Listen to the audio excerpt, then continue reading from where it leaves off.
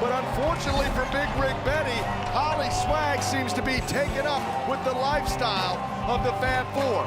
She's saying, girl, we're here for you. You're going to get back to what real living is back in Kentucky and back in Nashville. You're going to eat at the truck stops with us. You're going to eat the possum soup. You're going to go creek fishing with us. But why would any woman want to do that? You know, and we all have our 15 minutes of fame, and I'd like to take a couple of my 15 minutes to talk about the rights and the wrongs in the world of professional wrestling. And it is for the WWE Championship. This match is for the ECW World Heavyweight Championship. The World Heavyweight Championship. In the match, and new NWA Heavyweight Champion. We appreciate you guys coming out and taking your time to support women's wrestling in America. This match is for the AWA World Heavyweight Wrestling Championship. Why would anyone do that indeed? Hello, and you are listening to the Rights and Wrongs of Pro Wrestling Podcast. Your host, Mr. Green. And yeah, listen, I know that, of course, there's people out there that would like to fish in the creek and possum soup and all that nonsense that David McClain was talking about. But in the context by which he says it, it sounds awful. But anyhow, we will get to that when we get to it as the review rolls on. As always, you know, there's a lot to be said about the journey of their storylines. Not necessarily the end, but the journey by which their storylines take. I also am recording this after seeing the much hype boxing match. Now, I'm just going to start with saying this. This is a skippable point because it does not have to do with women's wrestling, but I feel like I just have to say something about the Jake Paul and Mike Tyson fight that took place on Netflix. Again, as I'm recording this last night. And, oh boy. Anybody that's listened to this podcast enough knows that I have lots of conversations with my coworkers about several things, that being one of them. We led into that. And I can tell you that there was almost nobody in that room that was not in the impression that Mike wasn't going to kill Jake Paul. Almost everybody felt that way, and I wanted to believe that, but I certainly didn't want and don't want to be ageist, because I'm probably closer to Mike's age than Jake Paul, certainly. But Mike's 58. And taking age aside, he is not the same guy that he was when he was 19. He's in an entirely different headspace. And I guess also, I said this was a skippable point earlier, but if you don't want to know any results and you're trying to watch it yourself, then yeah, you definitely want to skip it. But in any case, he looked good for like the first round. To me, he being Mike Tyson. There was the shadows of what he used to be in that first opening round. Aside from that, I mean, I got what I expected out of it. It's like in his prime, Mike was not a long distance fighter.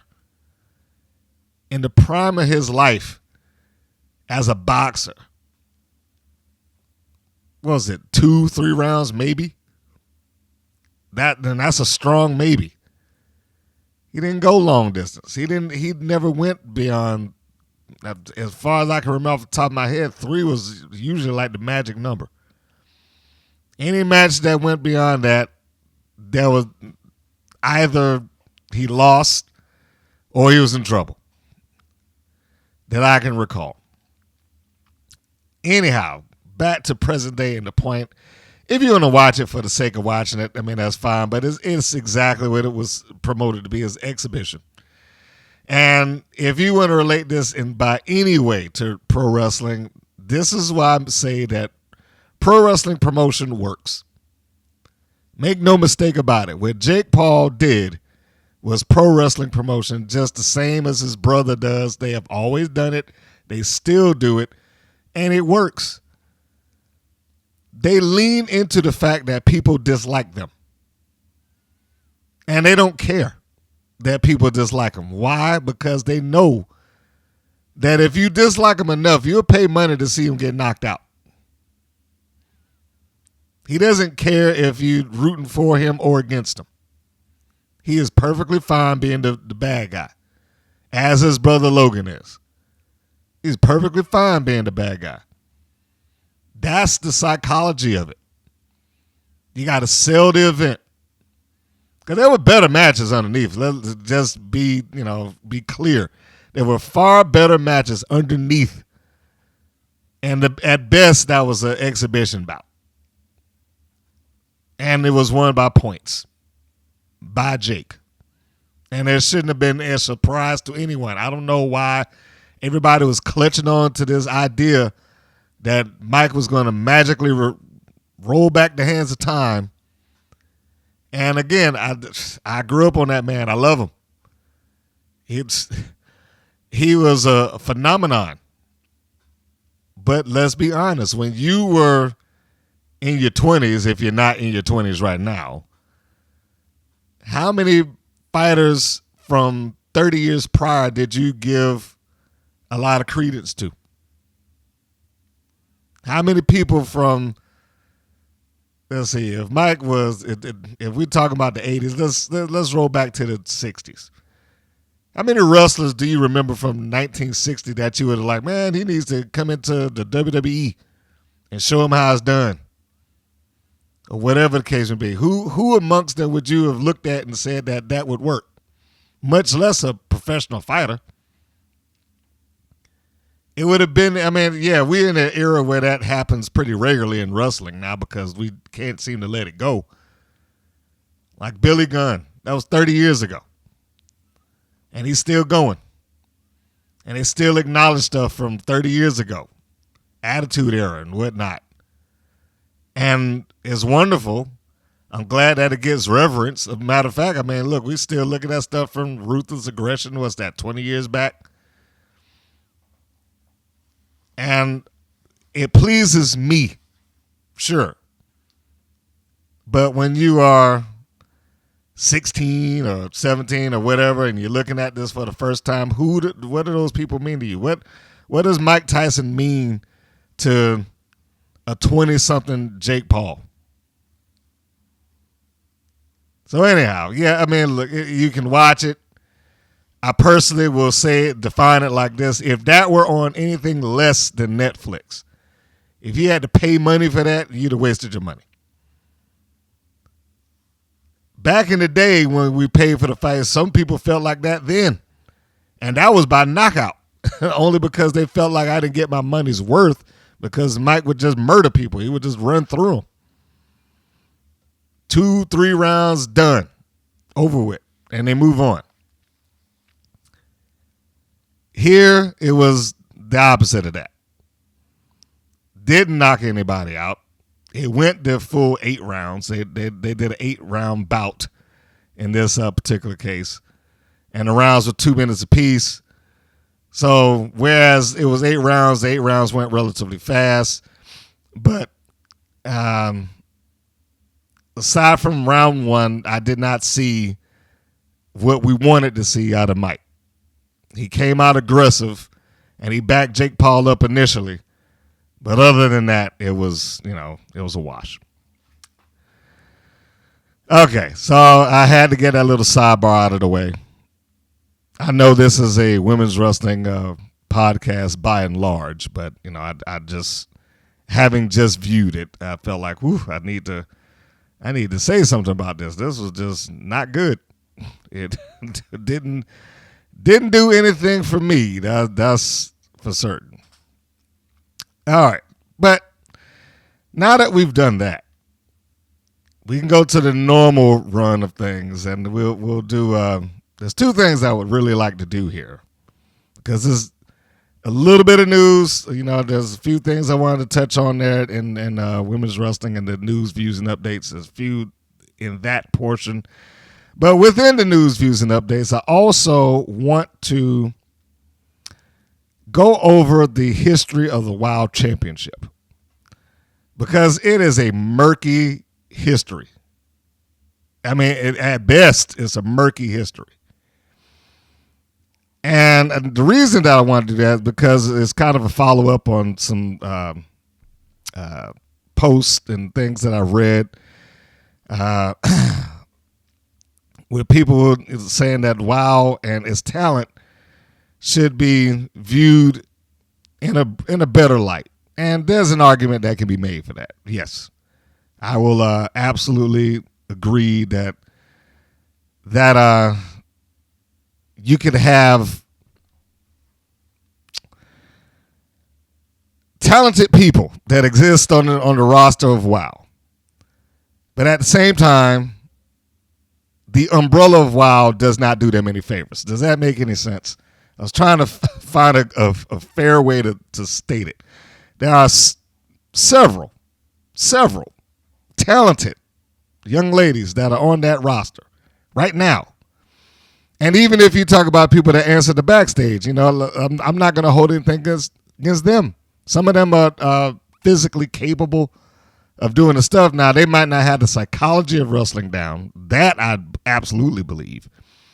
But some of them could be taught if put in the right environment. So for the sake of this, talking about the championship and whether or not other wrestling media should recognize them as worth being reported on, worth being listed on some of the top wrestling lists, like top tag teams and top wrestlers, the PWI, so on and so forth. And this is an extension of something I talked about like a week ago. So if anybody's wondering why I'm back on this, it's an extension of that. But this is the next thing that I thought about as I was going through that and doing show prep. I was looking at it, I was like, no, does that championship actually help anybody? That's the question that I posed to myself. Does that championship actually help anybody? And is there a point within its title history that the champion helped elevate the title? So there's the two-parter there. Did the title help elevate anyone? And did anyone help elevate the title? And we'll get to that. So as normal, let's hit the news, views, and updates, and we will go right off into it. So, news, views, and updates, folks. What have we got going on in the wrestling sphere? Well, we talked about the Women's United States Championship that has been introduced.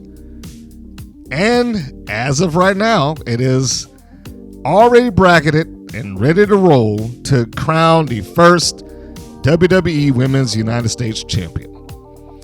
It is going to be a series 4, actually, of triple threat matches. And those matches will dwindle off into 2 standard matches, and those matches will then dwindle off into a final standard match. The participants: Bracket 1, Bayley, Candice LeRae, and B-Fab. Bayley is already advanced as of this recording. The second bracket, Bianca Belair, one half of the tag team champions, Chelsea Green, and Blair Davenport. I'm expecting Bianca Belair to go over in this particular case. Why am I expecting that? Because of the next bracket, we got Jade Cargill, Meechin, and Piper Niven. I do not like the idea of sticking the tag team champions in this.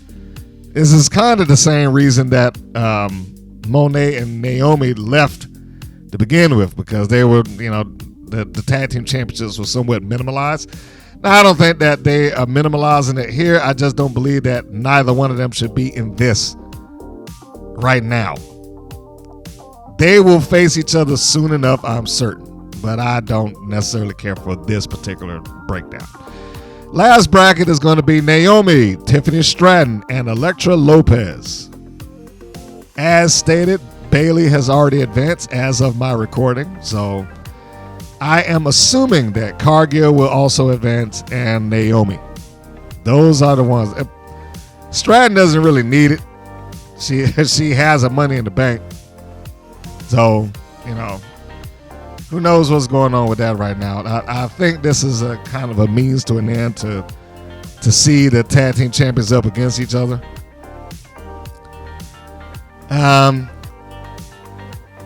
But as I'm thinking about it, it's not unlike the WWE to pair their tag team champions off in a situation where they would come up against each other. What immediately comes to my mind is Owen Hart and Davey Boy, the British Bulldog. Back in the day when they did that for the European Championship, it was two tag team champions that made it to the finals and had what I consider one of the best matches that Owen Hart's been in. As a heel versus heel match, but it was a heel versus heel match with respect, if you can follow that. So there is precedent for the idea that I'm seeing when I look at these brackets. I don't know if they're going to do that, but it would not shock me if Belair goes over Bayley and Cargill somehow edges out Stratton or Naomi. But time will tell, and we will see. Red Velvet retained her championship against Diamante. Not overly concerned with that. I know I say it every time I even look at Ring of Honor stuff. I have zero interest in trying to pay money to see Ring of Honor at this point. How the mighty have fallen. My gosh. That used to be such a wonderful promotion. Now it's just, I don't even know what to call it. I really don't. It's just an add-on, or it's funny to me that the whole purpose of purchasing that was like, well, we don't want it just to be a tab on the WWE network. Look at it now. They need to just go ahead and admit that Tony Khan did not do anything for that company any differently than Vince McMahon did for ECW. I own it, and I'm going to put it in my, the way that I want it. It would be molded in my image, I guess, if you want to call it that. And other than the name, nope, there's nothing there about it. So I don't know. Maybe one day. Nah, it's never gonna change. I was about to say maybe one day it'll fix itself, but it ain't never changing. That ain't never changing. GCW presents Josh Bartnett's Bloodsport 12. And who will be a part of Bloodsport 12? This is one of those things I am happy about the new regime of WWE allowing certain talents to be able to step out of the WWE comfort zone. Now, of course, this is not a new thing. I know it's new for some people, but it's not a new thing. The WWE did that with promotions that they trusted back in the day. Didn't happen often, but it did happen. I mean, you can go. There was Memphis Championship Wrestling. I think Kurt Angle and Benoit had a match there, and several people went into USWA when they had a relationship with Jerry Lawler. Of course, Undertaker and Shawn Michaels both went down to Smoky Mountain Wrestling. They help out there. Undertaker went to OVW. They help out there alongside Kane, Big Show, Mark Henry. And you could probably go down the line with other promotions that had little interactions like that. So it's not completely unheard of to have WWE talent step outside of their quote universe to participate with something elsewhere. As it is right now, NXT's Carmen Petrovic will be stepping in with Sumi Sakai, who I thought had retired some time ago. I mean, I know that she kept going. Let me rephrase that and say I thought she had announced that she was retiring some time ago. Apparently, that ain't the case. She is still around, and she's still kicking, and she's still fighting. And this is going to be her next one. Petrovic versus Sakai. So that might be interesting. And the people that, or the promotions theoretically that are crossing paths in this are kind of interesting. Because you're also going to get AEW's Marina Shafir taking on TNA's Jody Threat. I mean, how about that? And then they're also going to be having essentially a TNA match in a GCW ring when Slamovich, who is the current Knockouts champion, now that I'm thinking about it, is going to be taking on Lei Ying Lee, the former Xia Li from NXT. She's finding new life out there in TNA, and also she's hitting the indies, so good on her. I'm interested in how they will do that match, probably more than the other two that I named. Only because it does potentially have TNA ramifications. I mean, and I love stuff like that. Like if TNA were to take, and they've done this, where somebody would have a match elsewhere, but it leads into the story that they're telling within their company. They would get some footage of that match in that location from that promotion and air it. Not in its entirety, but, maybe a good 30 seconds, possibly a minute worth of seeing them do their thing elsewhere and how it plays into this. I would really be interested whether they would do something like that with TNA, or would they push a storyline that has Slamovich crossing paths with Lee in the TNA ring so that this would come up. It would be interesting. It'll be interesting to see. I'm thinking about it. I'm thinking about would I order this? And the answer is yes, I would. The question is, will I? Not would. Will I order it? Becky Lynch is being reported as coming back to Raw by the time they move to Netflix. It'll be interesting to see how she fits into this, if she does return. They have done a fairly reasonable job, I think, in the last couple of months, focusing around Ripley, and Liv Morgan has really stepped up to the plate. I'll admit I probably was not the biggest Liv Morgan supporter, but she has won me over. She has won me over as here, but and this is what it takes sometimes. Sometimes you have to find your voice. And you just can't walk into some place and have a gimmick or a character slapped onto you and expect you to be like, all right, here you go, and you're good. You're good now, so do this thing. Sometimes you got to find your own voice. And I think her as a heel in this fashion, and it's part of a package, with Dominic and Rodriguez. That whole package right there has helped elevate who Liv Morgan is. And yes, you do need that. For some people, that is part of the journey before they can step out on their own and become whatever it is that they're trying to do. Look at Shawn Michaels. His early years was built around that entirely. He needed a heater. Started off with Diesel, then that went over to Sid, until he was over enough on his own to where it was no longer a necessity. Well, I mean, I can even start with them. You have to go backwards. It started with Sherry Martel, because Sherry had credibility under her that she had only managed top guys. And then she found a liking to Shawn. So despite the fact that she wasn't a bodyguard, she, by proxy of having been in or associated with main eventers, helped raise Shawn's profile. And I know it's hard for some people to look at it that way, that once upon a time Shawn wasn't over. Yeah, he was over as a rocker. He didn't have any cachet to him as a singles guy. But it took a little while. That was part of his journey, from Sherry to Diesel to Sid.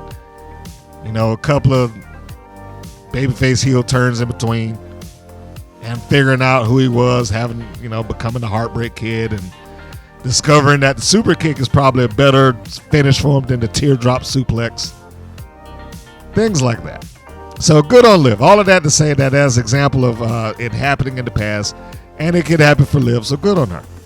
All she's got to do is just keep following the path that she's on and get that in-ring work down, and maybe she can put her name up there amongst the upper echelon of women wrestlers. Apparently, Killer Kelly is in a movie now called Arachnid. I assume that this is a independent film. I only saw the teaser trailer, so I'm not sure what exactly this is about necessarily. But if you are looking for it, you can find the teaser trailer. Fumbling my words. Teaser trailer. Arachnid, as in the spider. So you look for that, and it does say starring TNA's Killer Kelly. So if you want to take a look at that, if I can remember, I will put the link here as well so that you can see it, and maybe you'll support her in her acting endeavors. This might be the next thing on her list of things to do in the entertainment world. And the top tag team matches as voted by fans on Diva Dirt. The best WWE Women's Tag Team title match in 2024. They asked for fans to vote on that, and the results of that are in. I would like to go through a few of those before we move on to just the normal show or the WoW review and going over their titles. So let's look at it. These are 20 tag team matches. How many of these are you aware of, or do you like, or did you know? Let's go through a few of them. Well, let's go through all of them. Starting at 20, Bianca Belair and Jade Cargill versus Zoe Stark and Shayna Baszler. That's from Raw, June 3rd. 19, Bianca Belair and Jade Cargill as the champions, and they were as the champions in the last match as well. And versus Elsa Dawn and Alba Fire. That's from Raw, September 9th. Number 18, the Kabuki Warriors as the champions against Zoe Stark and Shayna Baszler. That's on Raw, March 11th. And Belair and Cargill as the champions against Candice LeRae and Indy Hartwell at King and Queen of the Ring, May 25th. That was a tie. 16, Elsa Dawn, Alba Fire as the champions versus Belair and Cargill on SmackDown, August 2nd. 15, the Kabuki Warriors as the champions against LeRae and Indy Hartwell at Elimination Chamber, February 24th. Number 14, the Kabuki Warriors as the champions against Katana Chance and Kaden Carter, Raw, February 5th. 13, the 13th spot. Couldn't figure out what I wanted to say there. 13 or 13th. The 13th spot, Katana Chance and Kaden Carter as the champions against Chelsea Green and Piper Niven.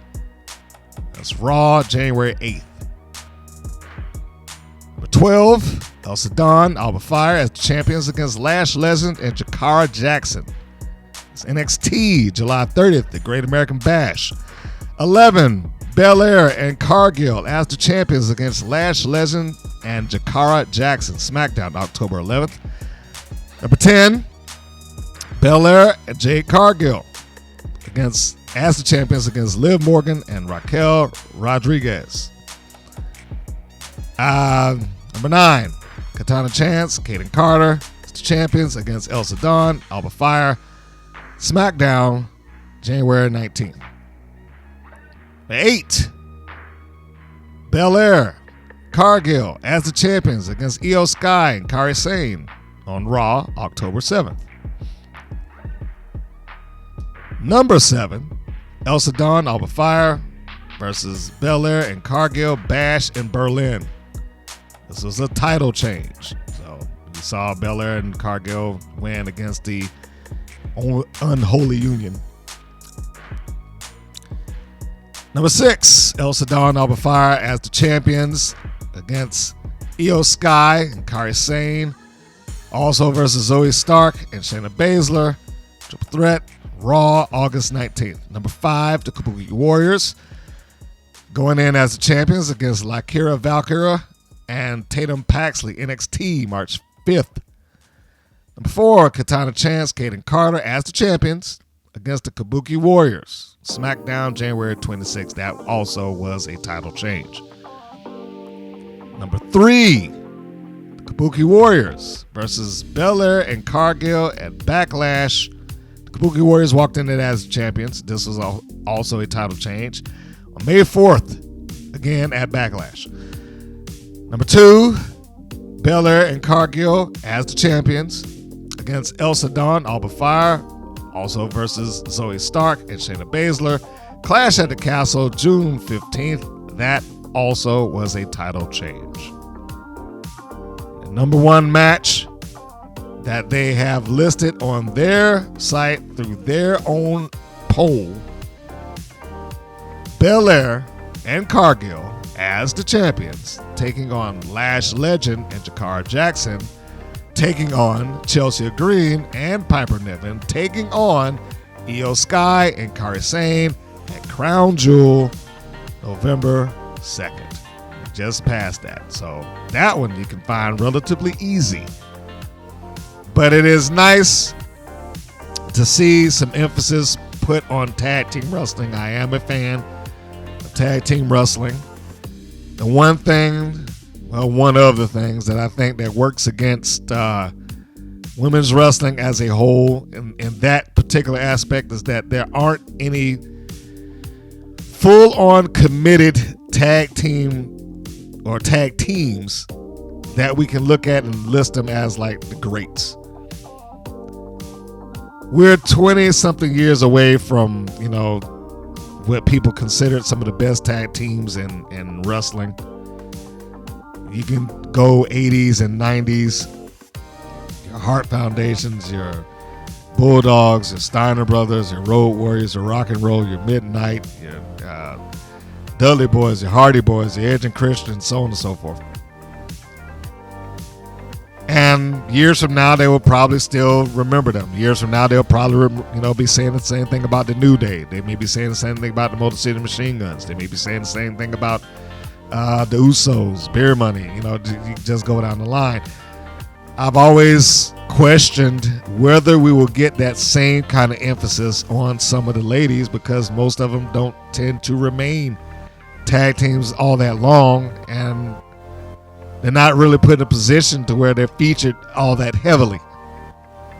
This is kind of an exception to that, and I hope it continues on. And hopefully there will be some things that come along that will help elevate that even further. So now we can go to the other half of this, and let's talk about the WoW Championship. And what exactly it means. What was it any good? Did it help anybody? Did it hurt anybody? Did the person's holding it help anybody? Or help the title, I should say. WoW has established a championship that technically is 20. We'll shave off a year because it started at the end of 2000. So the title is technically like 23 years old, coming up on 24 in September. And of the 23 years that title existed, only 10 people have held it. Now, that in of itself is not a bad thing, but you tend to expect a little bit more than that, especially how is presented. And I stated earlier that it's somewhat of a murky title history.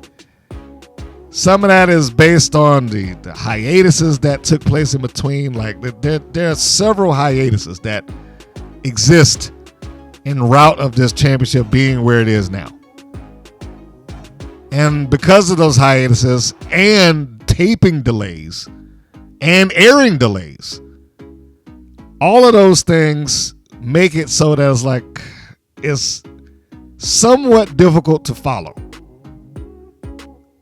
Now, yes, if you go onto WoW's website, they have a very clean version of that. It's much smoother timeline on their website to look at rather than trying to trace when was this shot, when was this aired, when was this presented, how long did this sit on the shelf, are they counting days for when they just didn't do anything? You know, there's a lot of that goes on when you're looking at the history of the WoW Championship. So I'm going to try to go through, and again, feel free to go to their site and look at it. It's under their history of champs, but it is a very, very cleaned up version of their history. I am going to give you the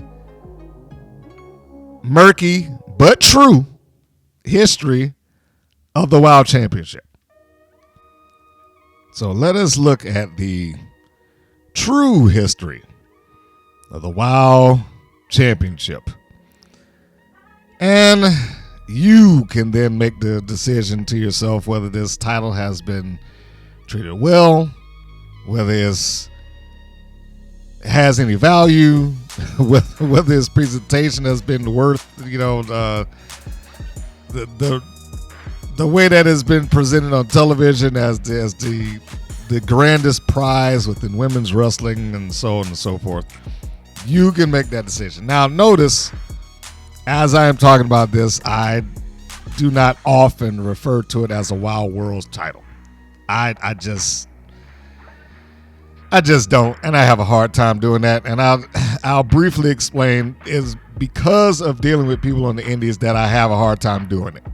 Because almost every indie promotion referred to their thing. The ones that I went to, very few of them decided not to just say, "Hey, look, this is the such and such title." There's always a world title. Like, really?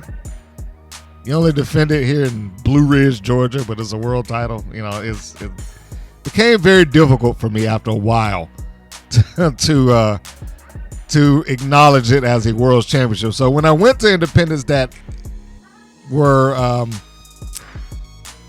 not more truthful, I don't want to imply that the other ones were lying, but understood their position, understood their status, I guess, in the world, and just it was the championship of their company, or it was a regional title or something like that. The ones that actually did not just like, hey, it's a world's title just for the sake of saying it's a world's title, I appreciated them, and I grew to appreciate them more over the years, and it helped give me a criteria in my mind as to what I look at as a world's championship. And WoW doesn't meet any of that criteria, which is why I very rarely refer to it as such. If I did not say it before, the criteria that I go by, this is my personal thing before I even go into talking about WoW and all that good stuff, or its championship specifically. The criteria that I personally have gone by over the years as to whether I look at it as a world title or not are these things. 1,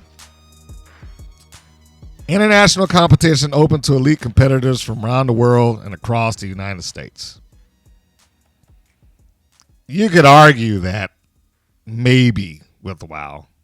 You do have some people with international flavor, but they do not come in to do that. They already exist within WoW, which is kind of a minus for me in that, and not across the United States either. They already exist in WoW. They may have come from different portions of the United States to be on that roster, but they did not come there specifically to challenge for the title. That makes sense. 2, the championship is defended in multiple locations, including outside of the United States. To the best of my knowledge, WoW is largely defended in either Los Angeles or Las Vegas. Not a lot of places in between that. It may have, but I doubt that. Was that 2? Glendale, Vegas, Los Angeles.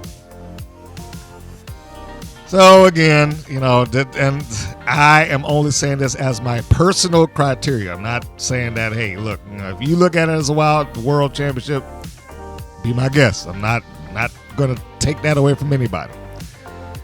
And the last thing is the championship is recognized by multiple organizations and media outlets. Neither of those things happen with WoW.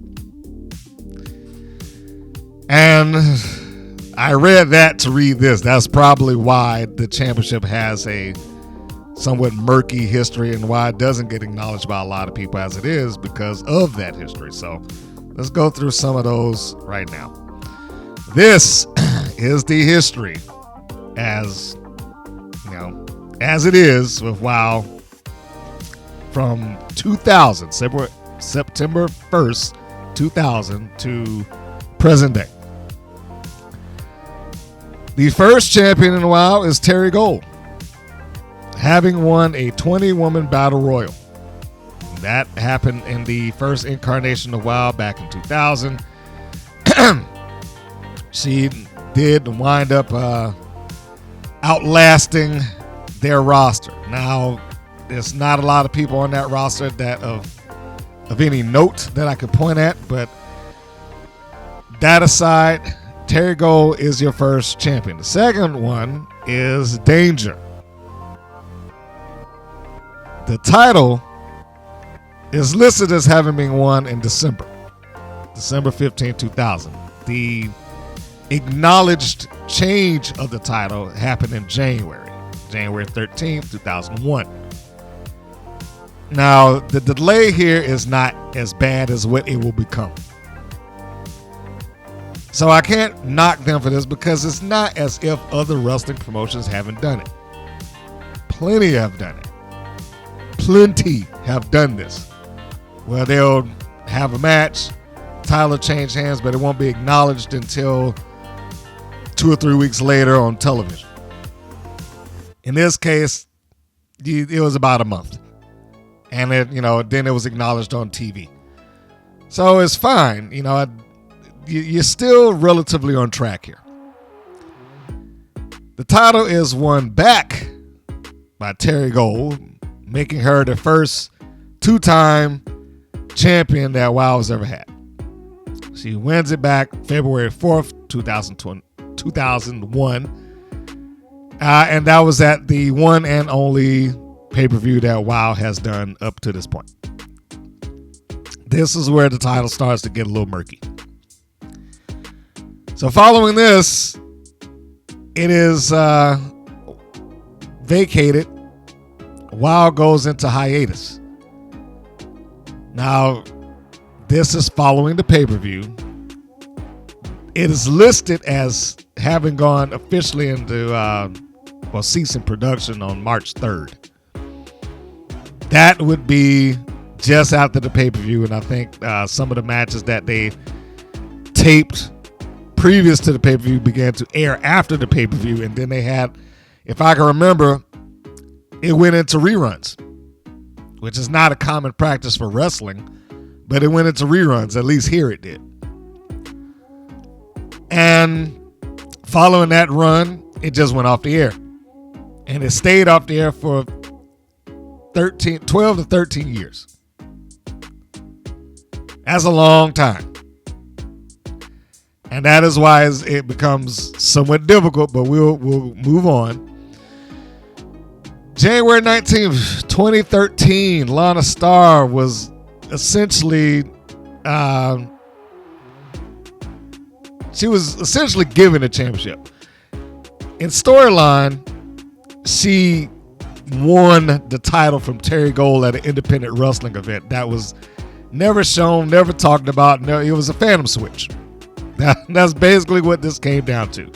Lana Star's championship win is a phantom switch. Never, there's no photographic or video evidence to show that she ever had a match with Terry Gold to win that title to begin with. So, but that's how WoW decided to reintroduce the title. They just had Lana Star show up and she had the belt. So that does take some edge off of the prestige of the belt. She just had it kind of given But again, can we get on them fully for that? No, because they're not the only ones that just handed somebody a championship before. I mean, we just saw it with Seth Rollins. We saw it a couple of years ago back in the day with Triple H. It then became up to them to make those titles mean something. Just having it handed to them is a bad start, but at least they had matches to kind of validate the championship after a while. Now that it's on Gunther, it's really been validated. But getting back to WoW, Lana Star, unfortunately, probably was not the best choice for that, other than the fact that Dave McClain probably likes her and she's loyal to the company. So they claim that she won the title. Then Jungle Girl wins the championship. This is listed as having happened in March. And here's where we start having the problems. It's listed as having happened on March 9th, 2013. It is not acknowledged until 3 years later, August 26, 2016. So now you're going into how many days are we supposed to be showing her as the champion? She won it 3 years ago. But there's been no defense, and nor has it been acknowledged. It aired, like I said, in 2016. And then Jungle Girl loses it to Santana Garrett. This was in a triple threat match with Jungle Girl and the Beverly Hills Babe, also known as Amber O'Neal. And her, Garrett that is, winning the title, is listed on September 29th, 2016. And following that, it is also vacated. This happens because David McClain declares it vacant after another triple threat match that ended in a draw because both of the other competitors, Jungle Girl and Tessa Blanchard, both pinned Garrett at the same time. And for whatever reasons, he declared the championship vacant. Now, again, this is another delay in time. Not as bad as the Jungle Girl championship win, but it's another delay in time. It took place in October 11th, 2018. It aired February 15th, 2019. So there's several months in between that. Following the vacating of the title, Tessa Blanchard now wins the vacant championship. This took place assumably on the same day, October 11th, 2018, but it didn't air excuse me, until the 15th, following the title being vacated. So it's in the same frame as that. The next champion, the next person to win it is the Beast. This is her first championship win. That took place on May the 16th, 2019. Did not air until later in the year, November 23rd, 2019. So there's another case of a championship that was won, acknowledged several months after the fact. And if you look at how is listed on the days, there's several people here that have like 1,000-day reigns because they had it and it just went away and has never been acknowledged as having lost the title. If you look at the Beast, you look at Jungle Girl, you look at who else is somewhere in there? I think Santana Garrett is almost 1,000. I mean, they have ridiculously long reigns just because of the way that it's shot. Does not do much, in my opinion, to help that title. Neither does the persons that's worn it really done all that much. But to go back as a brief pause before we go forward, of the ones that's been mentioned so far,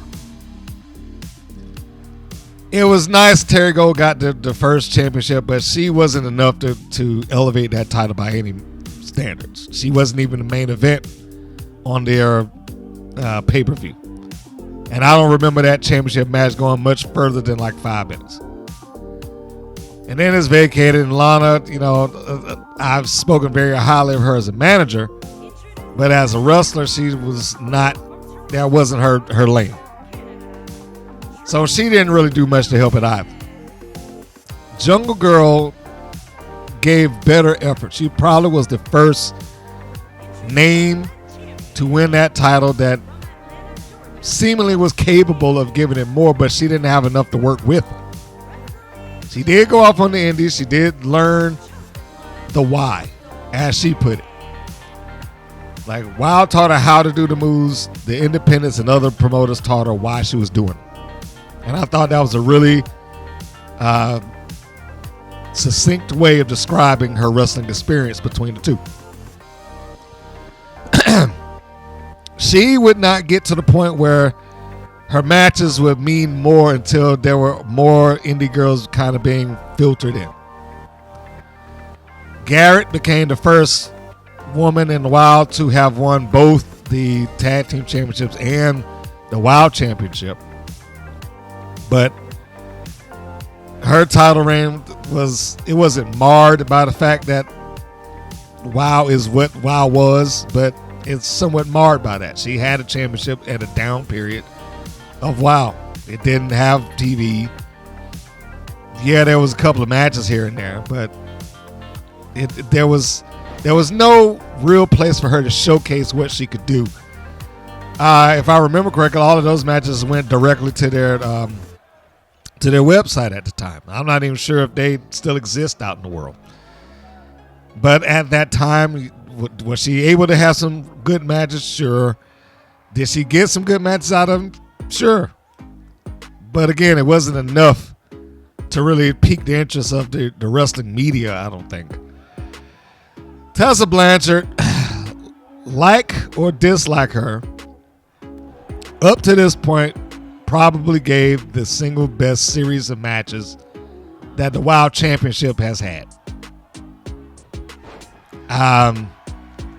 She had several people that she was able to get in there and just rock the house with, including your Thunder Rosas, even though she was Cobra Moon or Serpentine, depending on what area of WoW that you're looking at.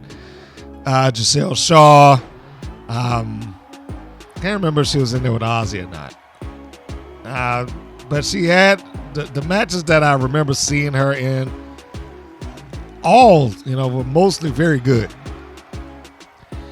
The downside there is that she personally got marred into some controversy, which did not help anything. So regardless of how good those matches may be, it's much like Impact Wrestling. She's not referenced.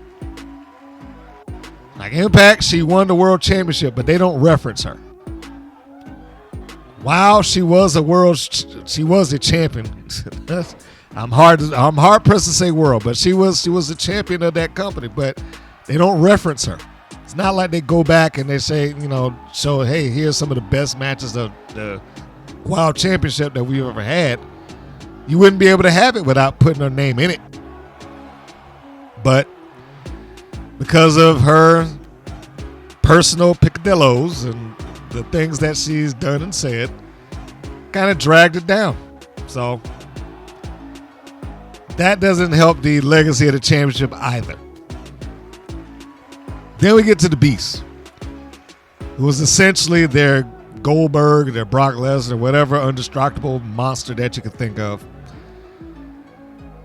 And whereas it was nice to see her get the title and all that good stuff, she basically is just a squash match machine. Doesn't mean it can't be entertaining, but she probably is not going to be capable of giving somebody a full-on classic match.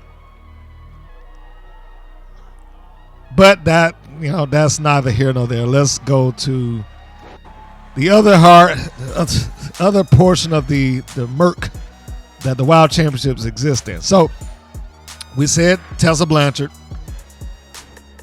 and then we said the Beast. Now the unaired season of WoW, which I did review also, had a storyline where Blanchard was chasing the title all over again. And at the end of that, Tessa Blanchard won the championship. Tessa became a 2-time WoW champion. On television, that is not then, probably nor will it ever be acknowledged. You can see the match. You can see Tessa Blanchard get the championship, and you can hear David McClain do his David McClain thing. You are not yet the champion. You are not yet the champion. That's what he was yelling as the show went off the air. But when WoW did come back, whenever it came back, it was just not acknowledged. It just didn't happen. It was, it's kind of like you heard about people in the NWA that traveled somewhere, they lost the title, but they just didn't acknowledge it. That's what this was.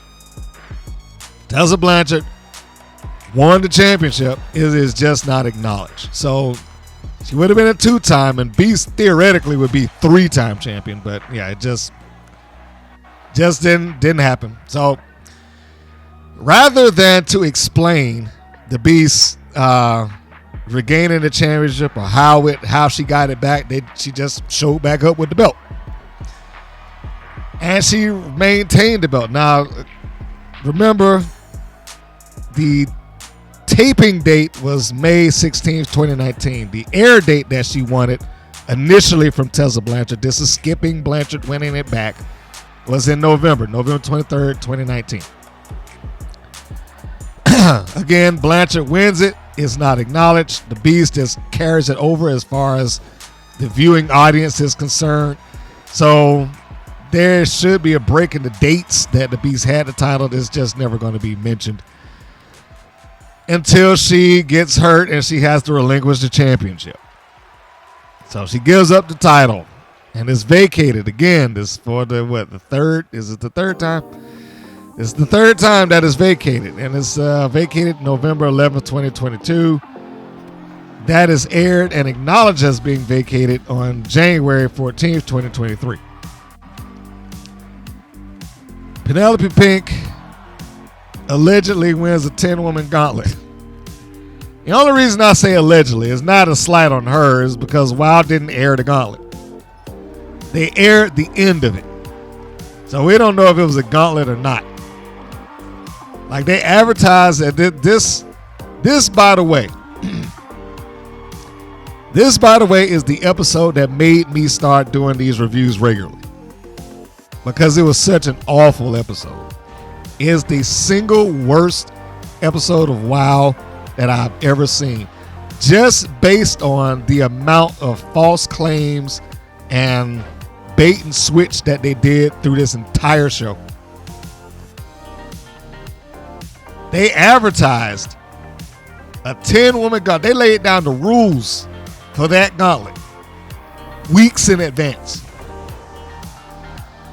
Penelope Pink lost a qualifier to go into the gauntlet to begin with against Princess Ozzy.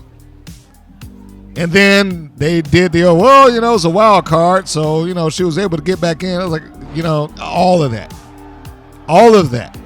Work, in my opinion, works against whatever credibility the company has, and that bleeds over to the championship. The means by which she was able to get the title are dubious at best. The plus that she had is that she was able to have matches that gave some level of quality to it.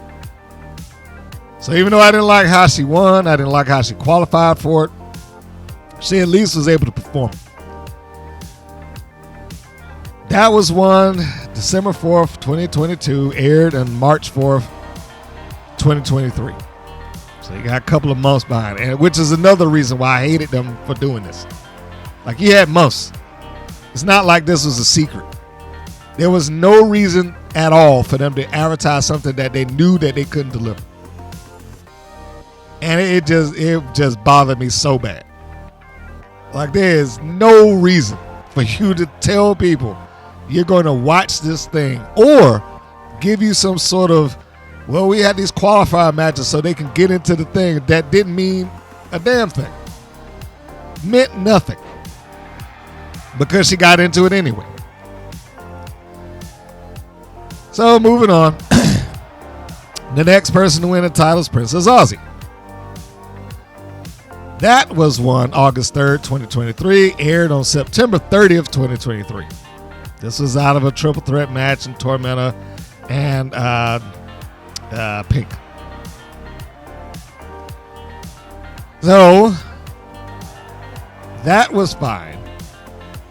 Less of a problem. The management and the show, however, did not help the cause of Princess Aussie. It is almost like every champion here has some shadow over them. And they have to fight to get from underneath that shadow.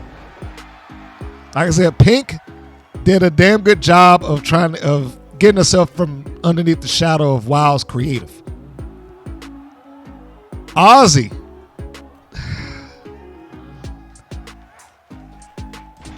She did a good job of fighting it, but the shadow dragged her back down. That's the only way I can put it.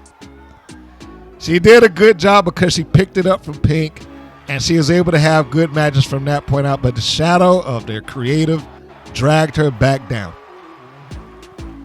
If you ever seen the movie Ghost and you've seen them little shadow demons that drag people to hell or the afterlife or whatever, yeah, that. So between the two of them, they were able to get something, but then WoW's creative reared its ugly head. And that being having Aussie go out there and the sentiment behind what she was saying was good. I don't want to take that away. The sentiment being the same people have gotten the same shots over and over again, so I want to nip that in the bud right now.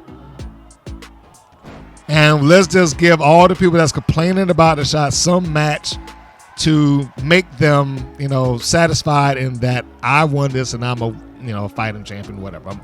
I'm paraphrasing now.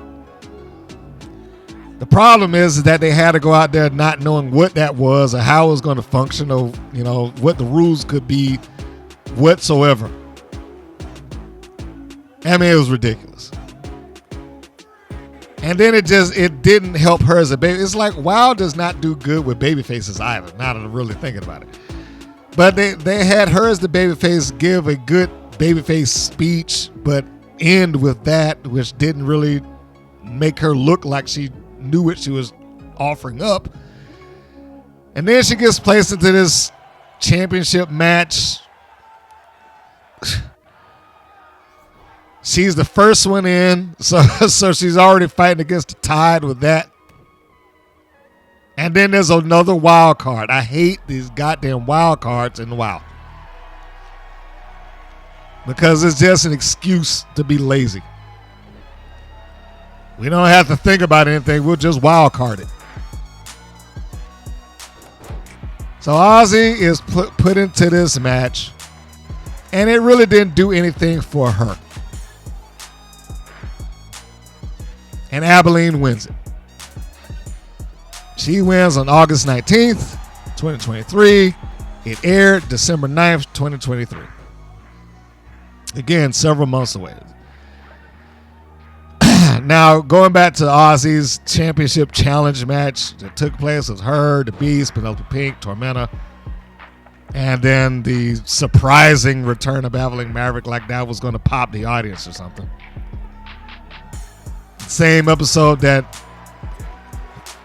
Dave McClain makes Jessie Jones jump through hoops to try to qualify for a match that Abilene Maverick just walked into, essentially.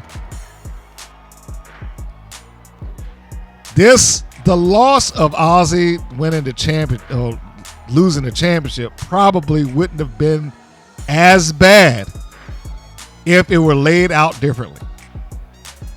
Now, granted, hindsight is 20/20.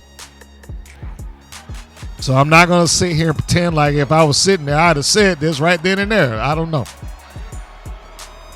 But if the objective was she was going to have to drop the belt, but you don't want to hurt her, it should have been a testament to her endurance that she went as far as she could, but just came up short. But that would have probably required an elimination style match rather than first fall wins it all. So imagine, if you will, before we go back to the last of it, imagine you got the championship challenge match. Ozzy draws the unfortunate number 1. But she vows that she's going to go through them all and holding on to this championship. And somehow she's able to get past Penelope Pink. Somehow she's able to skate past Tormenta. She takes a beating from the Beast, but she's able to slip a quick one in and roll up in a small package or whatever, and she gets a pinfall over the Beast. But she is not prepared for the wife. If you're going to use the wild card and get something out of it, she's not prepared for the wild card of Abilene Maverick. She thinks she's won because no one was declared as being a 5th participant of the match. But then the music plays, Abilene Maverick comes out, and she's too tired to be able to take her. Puts up the good college try, but in the end, Maverick gets the win, 1, 2, 3. Ozzy can leave, having given the fight of her life. You know, ideally they would have leave her in the ring so she can get the applause, not the heel. I don't know why they did that for Abilene Maverick to begin with confetti and everything. The more I think about it, wow, it was just a heel promotion. Anyhow, moving on. So, yeah, that's just a little side note. So, Abilene Maverick, let's look at her titles. For the most part, I don't think that she pinned anybody. Did she win the match? Like, all the matches I remember with her have been fairly just skated by or disqualification or something like that. I don't remember her winning anything other than the championship itself. That's how little of her championship reign I can recall. And then we get to the Beast, who on Wild's television is a 2-time Wild champion. 3 if we're, going off of the idea that she was given the title back from Tessa Blanchard. But she wins and defeats Abilene Maverick December 14th, 2023. It airs in June. Part of what I said makes this title somewhat murky is these massive delays. Now, and that isn't the worst of it, but the massive delays do not help. Because it makes it hard to, how long is this reign supposed to be? We can only go off of TV time, but then if you go off of TV time with some of them do have 1,000 days of title reign, which is absurd. But then we come to what we are in present. She's still the champion, yet not having defended the title in 2 months as of this recording. The championship hasn't even been seen on TV in about that time, about 2 months' time. You got a bunch of people who've been challenging for it. I want to be the number 1 contender for the Wild Championship. I want to be the number 1, and it's just an endless rotation of number 1 contendership matches. And now we got a road to the championship match, and who's in it? Penelope Pink. Santana Garrett, which I'm pretty sure she's only there to be an obstacle again, just the way that she was for the Classmaster. This title has been put on the shelf for 10 years, brought back a couple of months, put on the shelf for another 3, brought back, put on the shelf for another 3 or 4. You get 2 people out of the 10 that gave some reasonable effort to try to make that title mean something in match quality alone, that being Pink and Ozzy, and the promotion works against them. And it's like they bookended it too. Pink started off with an awful way to win the title, but her reign was good. Ozzy's reign was good, but how she lost it was awful.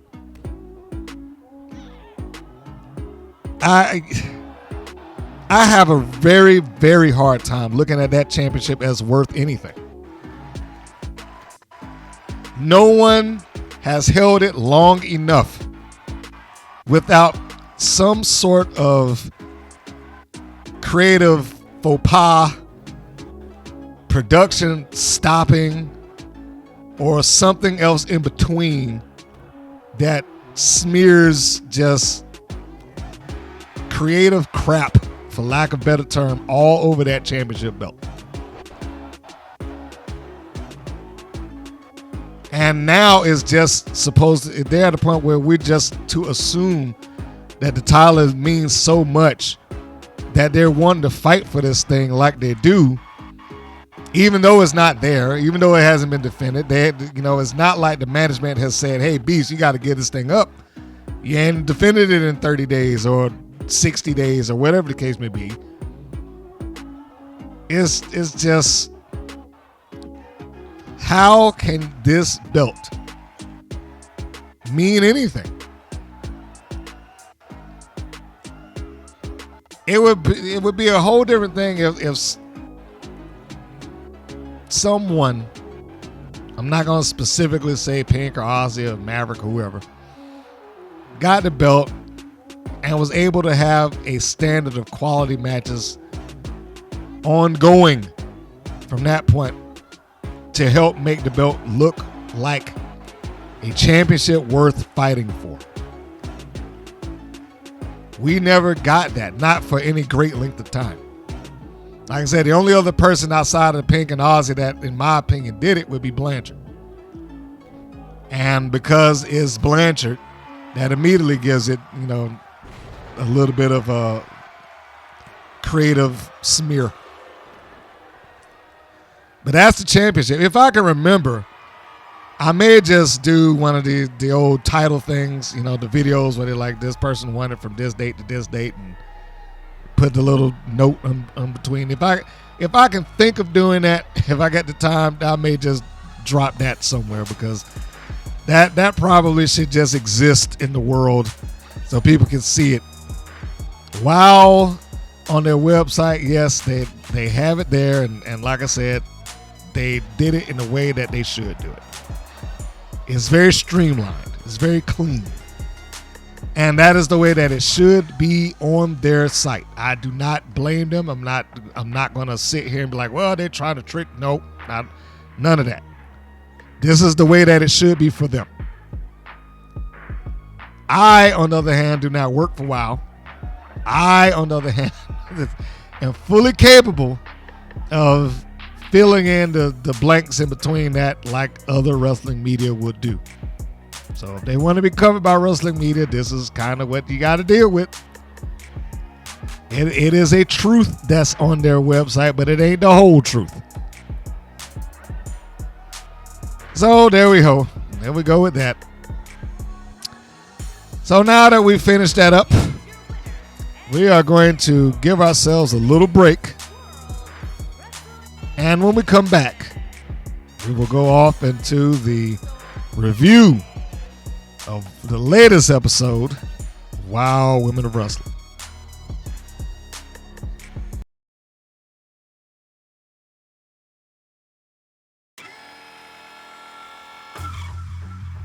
All right. So here we are. We're going into the episode. Full review. This is going to be the review of episode 309. The title, Where Do You Belong, HollySwag. The air date, November 9th. The chronological number is 113. This starts off with Jessie Jones and Big Rig Betty coming out to talk to David McClain. Noticeably, Big Rig is back in her original outfit. She did not wear the outfit that was purchased for her by Lana Star. And they come and talk to Dave McClain. Before I even go any further, let's just go ahead and acknowledge the obvious that this storyline sucks ass. It is so bad. The end result of this whole thing, I'm skipping past some stuff right now, but the end result of this whole thing is that it comes down to, well, we'll just have a custody match. She's not a child. How old is she? I mean, really, just the idea of that is absurd beyond belief. Why would she need to have a match to dictate where she goes and who she's associated with? that part I did not get at all. It boggles my mind. Yes, we have had wrestlers wrestle for a number of different things over the years. So it's been for the custody of Dominic Mysterio, it's been the relationships or the managers and, you know, things like that. It probably, and not by much, it probably might have been a little easier to take if Haley J, or just thinking about her other persona now, if HollySwag might have offered, I'm like, I don't know a good way to get out of this. I really cannot think of something, because it just, to have her, she's got to be in her 20s at least. So it didn't make any sense to me that would even be a thing. The one element of this segment that made, I can't say made sense, but she certainly helped iron out the wrinkles, was HollySwag herself. At some point in there, she says, basically, I don't think I should be passed around like an old pair of drawers or whatever. I forget the exact verbiage, but thank God she said that. I don't know if she was told to say it. I don't know if she just did that on her own accord, but thank God she said something to bring some level of reality into this. Because why would Big Rig Betty and Jessie Jones assume that David McClain could do anything about this? He's a matchmaker. He can't make her decide to stay or not. That part I didn't get. Maybe if it was just a case of Jones and Big Rig confronting Lana Star personally and having that, but again, why is David McClain involved in this? What could he possibly do? So anyhow, they're trying to convince McClain when they come out there to get Holly to leave Lana Star again. How is he supposed to do that? And then he was awful this episode. I really try to give some credit where it's due, but he was just awful. If I'm listening to him, why would she ever want to go back? He's pretty much kissing Lana's ass the entire episode. She wants to stay with the fabulous Lana Star. She wants to live the high life in Beverly Hills. And they're like, what? If I listen to that for 5 minutes, why would I want to go back to truck stops and all this other nonsense that he's talking about?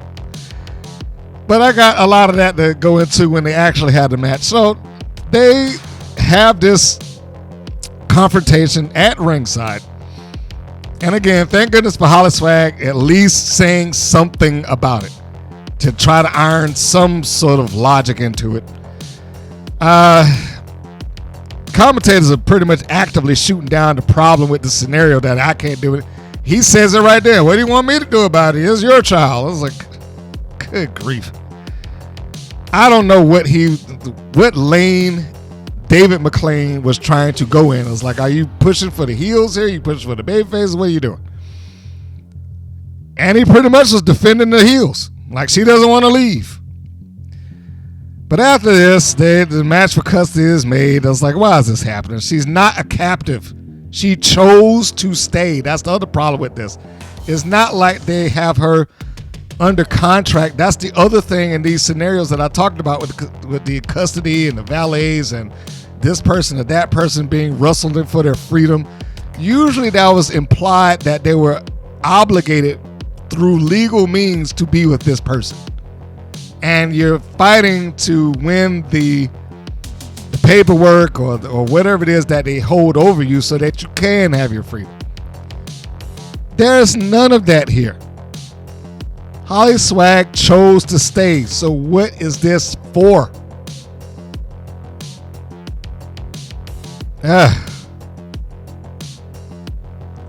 This is one of the least thought out angles I have seen. Now, there's bright spots in it. I'm not going to, discredit that. There are bright spots within the angle, or at least the performances thereof. But it's the equivalent to me of going onto a movie set and you have a good actor who's trying to make the best out of a script that is crap. It is probably an easier task for a good actor to overcome a bad script rather than the other way around. A great script overcome bad acting.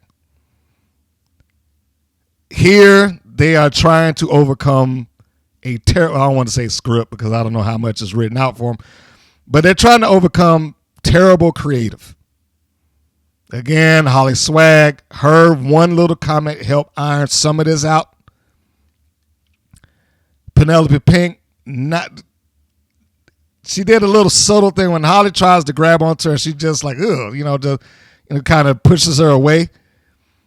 That happening during the time that Jessie Jones said, look, they're not your friends. They just want to use you. And as soon as they're done, they'll be rid of you. And in fact, as far as the baby faces are concerned, Jessie Jones made more sense than Big Rig. Big Rig came off like she was just trying to force her daughter back to come with her. Whereas Jessie Jones sounded like she was a voice of reason. And honestly, I thought it should have been the other way around. It should have been the mother as the voice of reason. She should have been pleading, not just, Swag, I'm going to take you home and you're going to do this and do that. And you're going to come and I give you possum soup. I was like, God damn, why are y'all talking like this? I don't know what his impressions, his being David McClain's of the South happens to be, but how is this supposed to make anybody, much less the viewers, convinced that HollySwag should go back to her mother? I am pretty solid in the idea that most of his audience do not fall into that category of backwoods and hunting and doing whatever the case may be. I'm fairly sure that that's not his overall demographic. So that being the case, when you sit there and you talk about it like these are two hicks that don't know how to do anything, and you're trying to take this woman away from the glamorous city of Los Angeles to go back to the yuck and the muck of the Kentucky or Tennessee, you take your pick. Why would they back her up? Why would they sympathize with the mom? She gave no reason for anyone, much less her own child, to sympathize with her. It's not like she said, hey, look, you're right. They do have a lot of things that's out there that I've not been able to give you, but I gave you everything I had. I put my life on hold for you. When you needed me, I was there. When you were sick, it wasn't Lana Star that came rushing you to the hospital. I did that.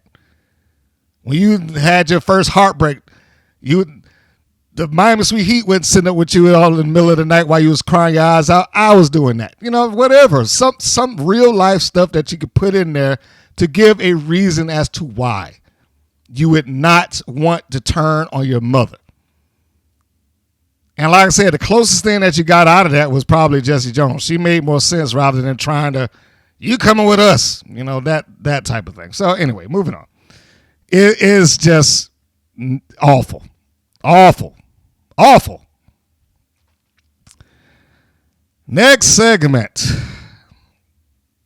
I will begin by saying that this match was actually fine, but it also, in my opinion, I will stress my opinion, was an example of booking yourself into a corner. And the only thing that remotely gives it somewhat of an out is the end, and that's going to depend on the follow-up. So, Scout Parker has now been introduced to WoW. And for those of you that might not be aware, Scout Parker is the former Ice Cold. And I like to, chat with my coworkers about this and hear what a novice wrestling viewer thinks of this. And some really didn't understand, like, well, what's she doing this for? You know, like, I can't really explain it to you. I don't know. Other than that she wandered off into the woods somewhere and she just became Scout Parker. Now, I also, surprisingly enough, found myself defending Scout Parker and this match in that room that day. The reason being is like, look, I don't believe, personally, I do not believe this is her fault. Not the gimmick change, mind you. I'm not talking about that. Gimmick changes happen. They happen all the time. We've seen that over the years, and sometimes it takes 2 or 3 before people get to the one that, like, this works for me. All right? But I defended it in the case of it may not have been her ideal thing to, you know, be ice cold. I don't know. Nor is she booking herself. It's not like she has control over creator. Even if she makes suggestions, she does not have control. Excuse me, over her own creative. She's got to do what was presented to her. And her being this persona is not inherently bad. Because I know there's some people like, oh, what is she trying to save the earth and blah, blah, blah. And I think it was last episode when I talked about it. It's like, look, gimmicks in wrestling are gimmicks in wrestling. The one thing that makes other promotions be able to get by with what are perceived to be ridiculous gimmicks is that the personality is able to get the gimmick over. My concern for Scout Park is that she will not ever get the chance to get this thing over. Because it's starting off the same way that everybody starts off. Dave McClain has to explain it for her. And that's a flaw. She needs to be able to explain why she became Scout Parker in her own words, on camera, to the audience. And not just have Dave McClain say it for, well, you know, she just went to the woods and found that this is what she wants to do with her life, so she's Scout Parker now. I was like, what? Give me a little bit more than that. She needs to say, you know, look, I didn't feel ice cold, or, you know, whatever the case. Give the reasons. But there are no reasons given. So she's introduced and then, or reintroduced. And keep in mind, the whole reason she left allegedly is because she had a loss, and what that loss threw her into a tantrum, and then she, I guess, had an epiphany that ice cold wasn't for her. And now she's being reintroduced as this new persona. So let's keep that in mind. At the same time, across the ring, we got Xena Phoenix, who is making a debut. The first note I wrote here was, why have this match? There is no reasonable outcome here. Scout Parker, for all intents and purposes, should have been introduced to a win. Her losing was the whole reason that she left. So she should have been reintroduced to a win. Because otherwise, what was the point? Xena Phoenix is making a debut. Now, by and large, normally when people make their debuts and why they lose. Except for now. So I do not understand WoW's rhyme and reason as to why debuts happen the way that they do. And I'm sure on paper somebody's like, man, this would be great. Ice Cold or Scout Parker versus Xena Phoenix. And look, they did fine. But it is booking themselves into a corner, in my view. Because if Parker does not come back to address Phoenix or whatever the case may be, then I feel like this is pointless. She looks good, at least. Parker does. And so does Phoenix. So on the merit of the match alone, was fine with the match. It's the things surrounding that. Like, and I feel like this is just an ongoing theme as it relates to me and WoW. The matches could be fine. It's the things that go on around it that really kind of take me out of it. I could probably get by on the gimmick of Scout Parker again if I knew more about her gimmick and her reasonings as to why, since we already know that this is ice cold. They've openly acknowledged it, or she formerly was ice cold. In the match, Phoenix looked good. First thing that I know, she actually looks like a wrestler. And she did some great execution there. You have to give her that. She did a nice roll through at one point where she has Scout Parker on the ground. I was trying to figure a way to describe it. She has her on the ground. Now, this is following a nice snap suplex that she had. And she did a nice roll through for the pin. And then she rolls over on Scout Parker's body as she's laying on the mat and hoists her up on her shoulders all in one smooth movement. It was very good. I mean, it's not like a stunning moment or something like that, but I'm just saying that how she performed, it was very good. Parker was able to free herself by giving her a couple of elbow shots to the side of the head to get off of the fireman's carry position. Then she came in and got her a reverse elbow. So she's still moving okay. I would like to see her do a little bit more of this. When she was ice cold, I started to enjoy her work. Or at least feel like there was potential for her in her work. I'll phrase it that way. And I still think that the potential is there. One of the other things, production notes. When Scout nails a backstabber on Phoenix in the corner, they flipped the cameras so he really couldn't see the effect of the stabber. I mean, you got the end result, but you couldn't really see the execution of it. So moving along, and I realized that her gimmick being save the world and this, that, and the other. Now, how that relates to wrestling or whatever it is that she's supposed to be doing, I don't know.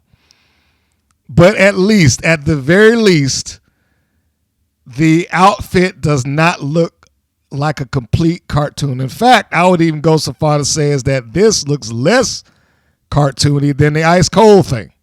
Surprisingly enough, like Ice Cold was a straight gimmick, and it wasn't even a straight gimmick. It was a straight gimmick that was recycled from 20 years ago. So I can, in hindsight, I could probably see why she might have wanted to change it to begin with, because it wasn't like it was original to her to begin with.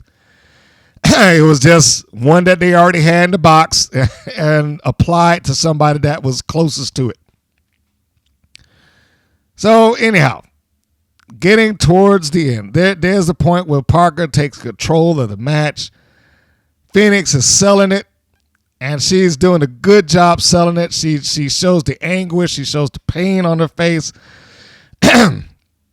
She is in full-on wrestler fight from underneath mode, and I love her for it. One thing that I did not particularly care for is like where Scout Parker was about to do a standing moonsault on Phoenix.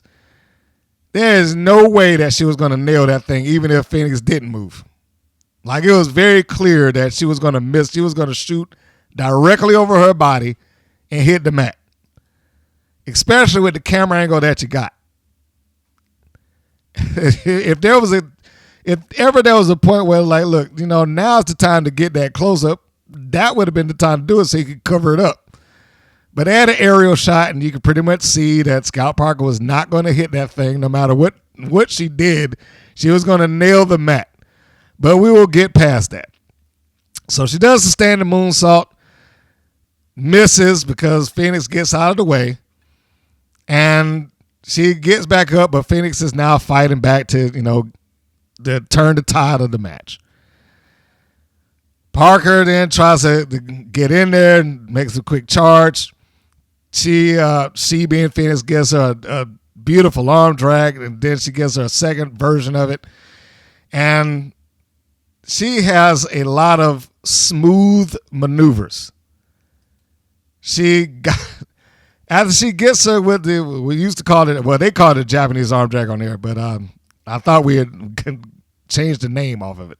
But yeah, it's an arm drag that's more prevalent in Japan. And then she hits with an arm breaker and does not let go of the wrist. Now, this is the part that I really liked out of Phoenix.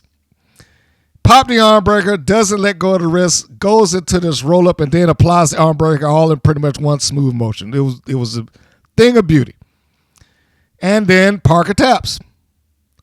So her reintroduction, she lost. The debut of Xena Phoenix, she wins. I'm not mad that Phoenix won. In fact, I'm very happy that she won. But I'm also disappointed that Parker lost because she shouldn't lose coming into her reintroduction. She did get her heat back. She attacked her after the match, and she, stood up and, praised herself and whatever. But I still feel like there was nothing, to be gained with this. The fans didn't get to bask in Xena Phoenix victory because Parker cut it off. If Parker and Phoenix don't continue this on, then the attack afterwards pretty much means nothing. So it brought me back to the beginning statements like, well, what was this for? It was a fine match, and I actually am looking forward to seeing Parker again because she looks, I said it already, she looks a lot less cartoony now. Even though she's doing the Save the World gimmick and stuff like that, it's not like she was walking around in tree shrubbery or, some other stupid thing that they would do, which I'm still waiting on Sprout Greens to show up. It's not like she had those type of things attached to her. She looked like a normal person that just happened to be wearing, cargo pants and a tight shirt or whatever. She looks like any number of wrestlers you would have seen that wrestled in full-on clothing. Big Bubba Rogers, for instance. So I had absolutely no problems with Scout Parker or the persona of Scout Parker. It's not like she went around yelling at people, give me your plastic and recycle. And, it wasn't played up as completely ridiculous or cartoonish or silly, which, again, the one element I think that she's missing is that she had not had the opportunity to explain the why in her own words. As long as Dave McClain is doing it for her, that's, that presents a problem. But she hadn't had the chance to explain the why in her own words, which she should have. So, I don't know. But it was fine. The only thing that's going to mar this match for me going forward is if the end of this is completely overlooked and forgotten about. Good on Xena Phoenix. I hope that she does well. She looks great.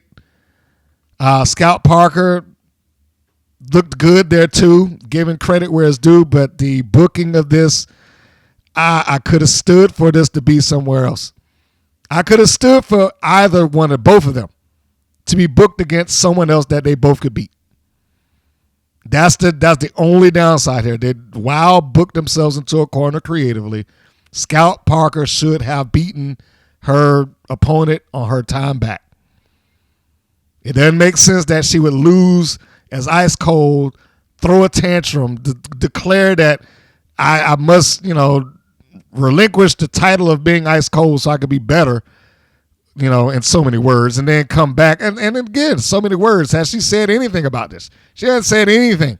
She didn't say anything from the point of being Ice Cold to when she threw her cape in a conveniently placed trash can to her coming back. Not even a video sent in. Nothing. I get so worked up. The next segment is promo for the next match is Animal Instinct versus the Fierce Sisters. And then the segment following that is the match itself. It's Animal Instinct versus the Fierce Sisters. And the commentators began that talking about Goldie Collins making the media rounds, which I did watch one of them. And, of course, Collins is in full-on character mode when she's talking to the people wherever she happens to be. She's Goldie Collins, all right. I would like to believe that there is something for Animal Instinct at some point. I'm still not sold on them. They have moments where they are okay, but I'm still not completely sold on them. I'm sorry. I just have not gotten it yet. Goldie Collins and Katarina Jinx, they can perform well. I'm not going to take that away from them. But I largely look at them as two people who just are playing the part. And I would tend to believe that if they were placed in any other environment aside from WoW to do this, they probably would fall apart. Now, before I go into the full review of the match, I will and I do want to say something nice about Animal Instinct, and for that matter, the Fierce Sisters. The look of star potential exists. Collins does look like a star. And I fully believe that she believes in her star power as well. I would say the same thing applies to Roxy. Well, let's just say all four of them. I'm not going to discount anybody here. They all look the part. I do not care for the gimmick of Katarina Jinx specifically. Everybody else in here looks like they could just be a normal wrestler except for her. She looks like she has to be in cartoon mode. But Collins, you could easily kind of slot her as, best in show. You could still use that title without reference her being some dog trainer, which is so ridiculous because what has she done that is even relative to her training dogs? Doesn't come out with one. It's not like she puts a leash on anybody or some other stupid thing like that. She could still be the gold standard or whatnot, but the end result here is that yes, she has a look that is very stunning, as do the sisters, Roxy and Foxy. But I also fear that Foxy and Roxy Fierce, Foxy in particular, has just slid backwards into where she was before she left, just jobber to the stars. So,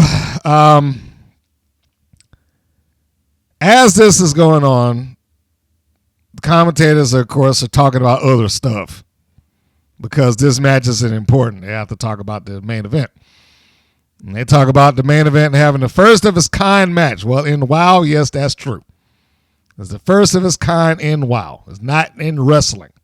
So we have to be clear there because we've already seen the custody match, and there's no way that they're going to top an Eddie Guerrero Rey Mysterio custody match. Even though the match in and of itself is silly, we wouldn't wrestle for the custody of Dominic Mysterio, but at least you could excuse it because he was a child. Now I don't know any custody, persons or entity or group that would allow that, but we give concessions to Hollywood and wrestling booking. So in any case, the Fierce Sister comes down and look, I talked about the commentators talk about the main event. In this match, McLean doubles down on the backwoods nature of the mother truckers. So that shows you where his mind was at. The match between the Fierce Sisters and Animal Instinct has its moments. Did not care for the finish, nor did I care for certain spots within it. Foxy, for whatever reason, she overplays the dancing number. But I'm sure that is how she was taught. It wouldn't surprise me. I cannot say this for certain. As I like to say, this I cannot prove. But I would venture to believe that somebody probably say, hey, make sure that you dance or whatever the case may be so people can see it. You're Foxy. Remember that. Which I find absurd and stupid. And if someone didn't tell her and she's doing it on her own, then somebody needs to you know what? You're still in a wrestling match. I know that this is just a job for you, but you're still in the wrestling match. You're trying to win. So stick with the idea of that. You're not going to dance as you apply a move to somebody that they could probably break free of in any given moment. So let's get to some of the recap. I mean, it's not like it's some major thing that's happening here that you need to be aware of other than the fact that animal instinct is animal instinct. There's a spot in the match where Foxy gets a rear waist lock on Katarina Jinx, and as Jinx they're facing the hard cam, they do some spot where Foxy's behind her and she's dancing. So when Jinx reaches out for it, she just kind of slinks to the other side, and when she goes to reach for that side, she slinks to the other one. So I guess that was fun for her, and then that winds up going into a backslide. Jinx, of course, is able to get out of the backslide, and then, Foxy decides to get up and start dancing because that's what she does. And then they just both tag out. I mean, I guess that's fine. Collins gets in, and she does a small disco mockery as Foxy comes in. And, then they have their little square off. So, again, the best parts of them are, at this point, appearance and stature.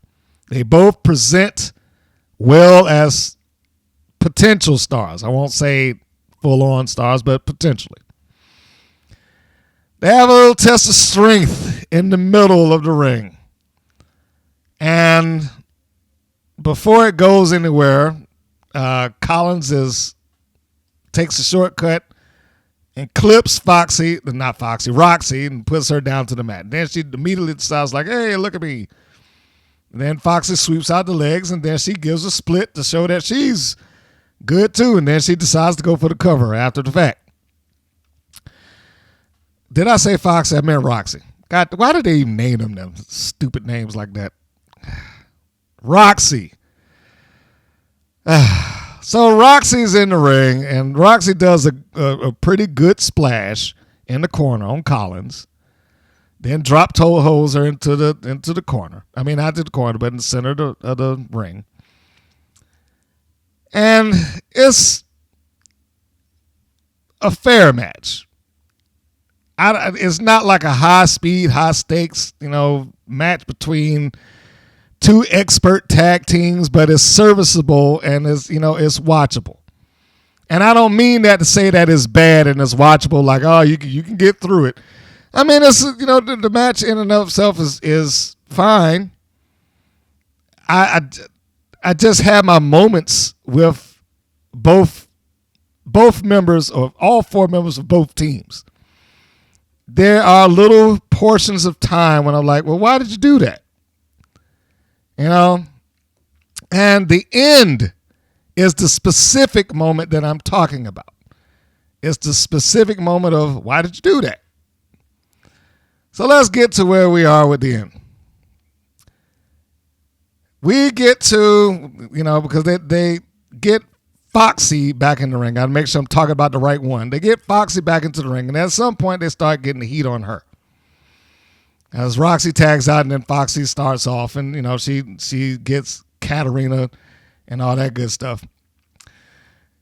The first thing that bothered me with this is the trash talking that Foxy does to Katarina as she squashes her in the corner. Katarina's reaching out for something. I don't know what she's reaching out for. And then Foxy comes up and she's like giving her lip. And, we got that on camera. She's like, what are you going to do? Whatever the case may be. I cannot read her lips because, Jinx gets into the shot a couple of times. But Foxy is in her face. Not doing anything to, further the match. She's just giving her lip. It's like, what is this for? And then, why did the referee just decide to come in there and stand in between them? I mean, I know why. I know why, so that the spot can happen. But that's the only reason that this exists, so that the spot can happen.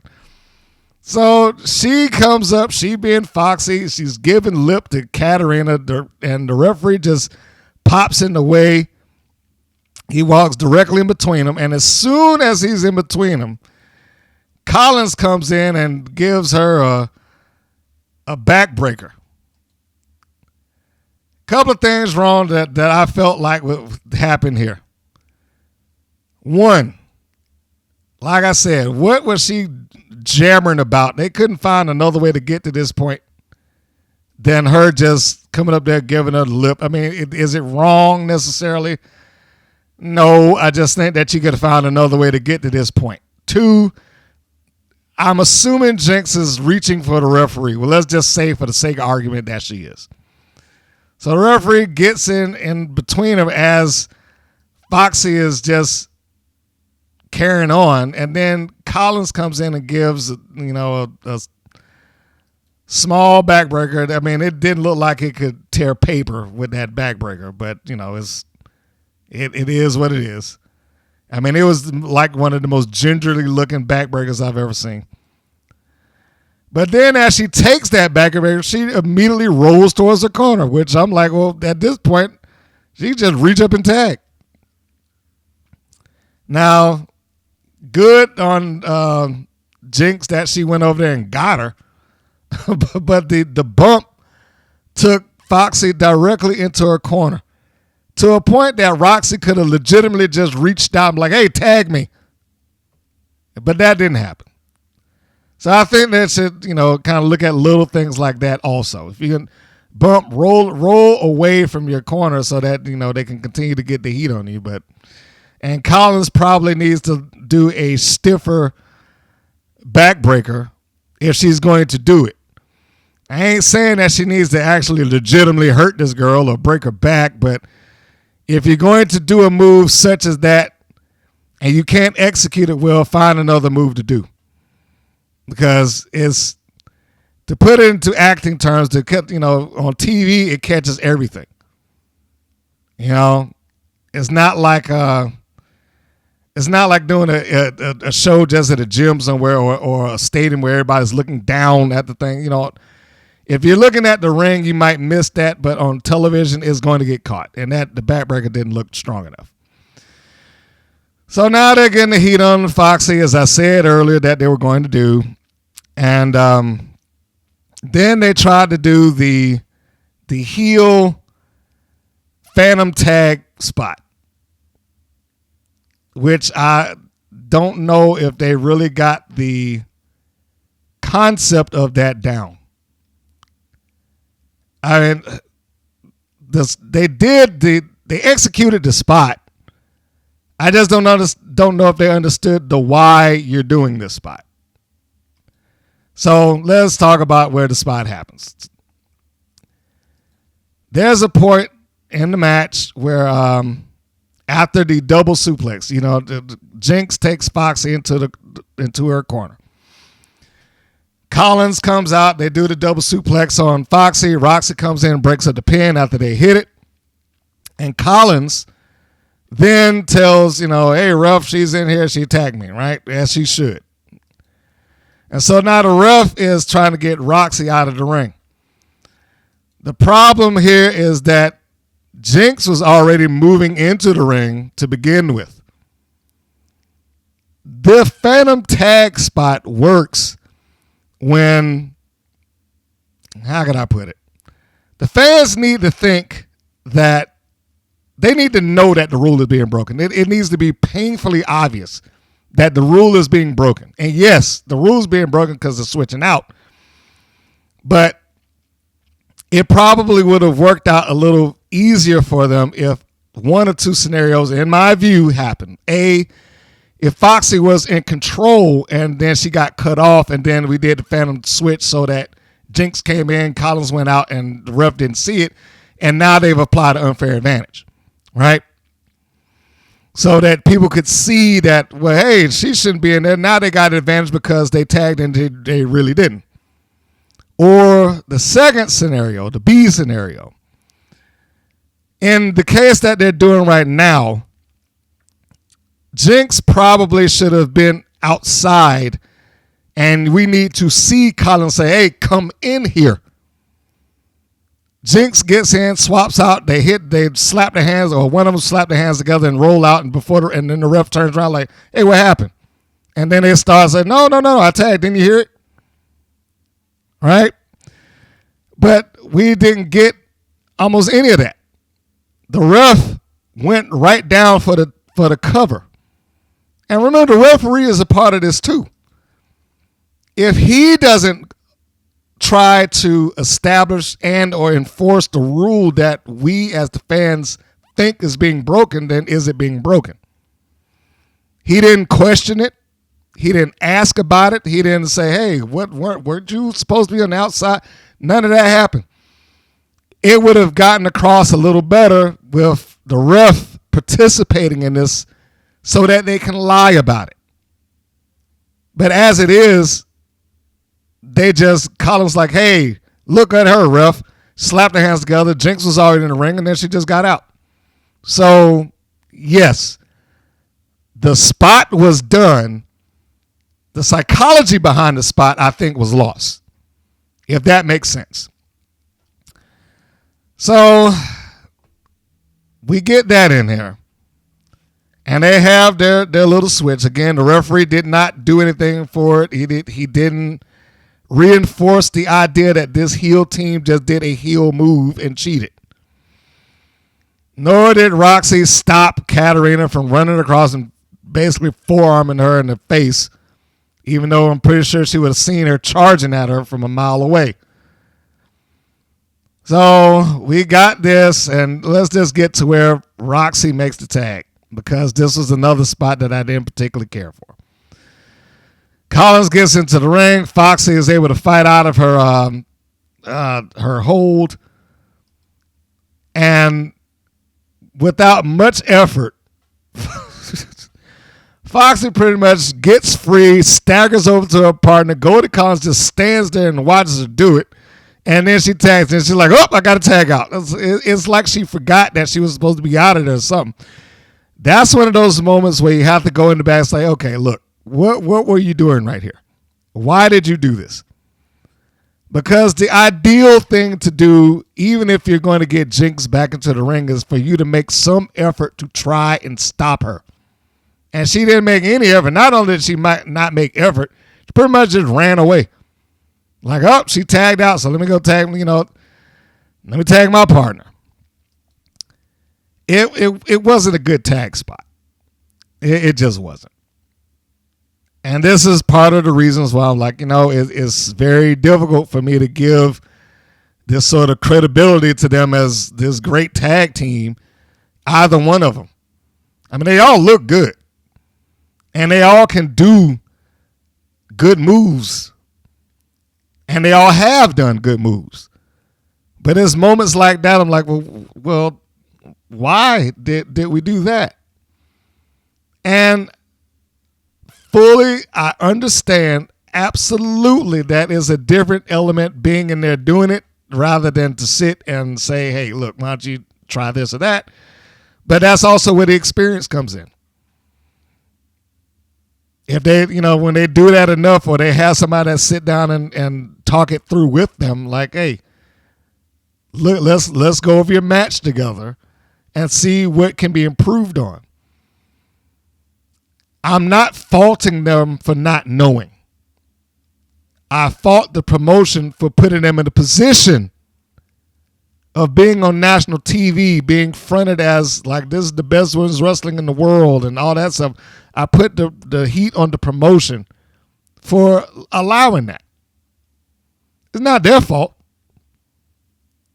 This is how they were taught. And they probably don't have 20 matches between them. And I'm talking about all 4. Maybe Foxy. She's been there for a while. But between Roxy, Jinx, and Collins, they probably don't have, well, they probably don't have 30 matches between them. So they don't have a lot of experience. That's not necessarily a bad thing, but this is also why people wrestle constantly so they can get the experience, hear opinions of other trainers or other wrestlers that they're in the ring with, and be told, hey, you might want to try this next time. And in this particular case, Goldie Collins, if you happen to be out there listening, in a tag situation such as that, you probably should at least make the effort to try and stop her rather than just stand there and look at her tag. And it wasn't a hot tag. It didn't feel like they brought the people up and Foxy did the impossible by getting free and making the tag. It was just, let me go. And then she tagged and that was it. So it didn't have the oomph of, she made it. You know what I'm saying? We just didn't get that. So back to the match, because I'm carrying on too long talking about the little intricacies of the match.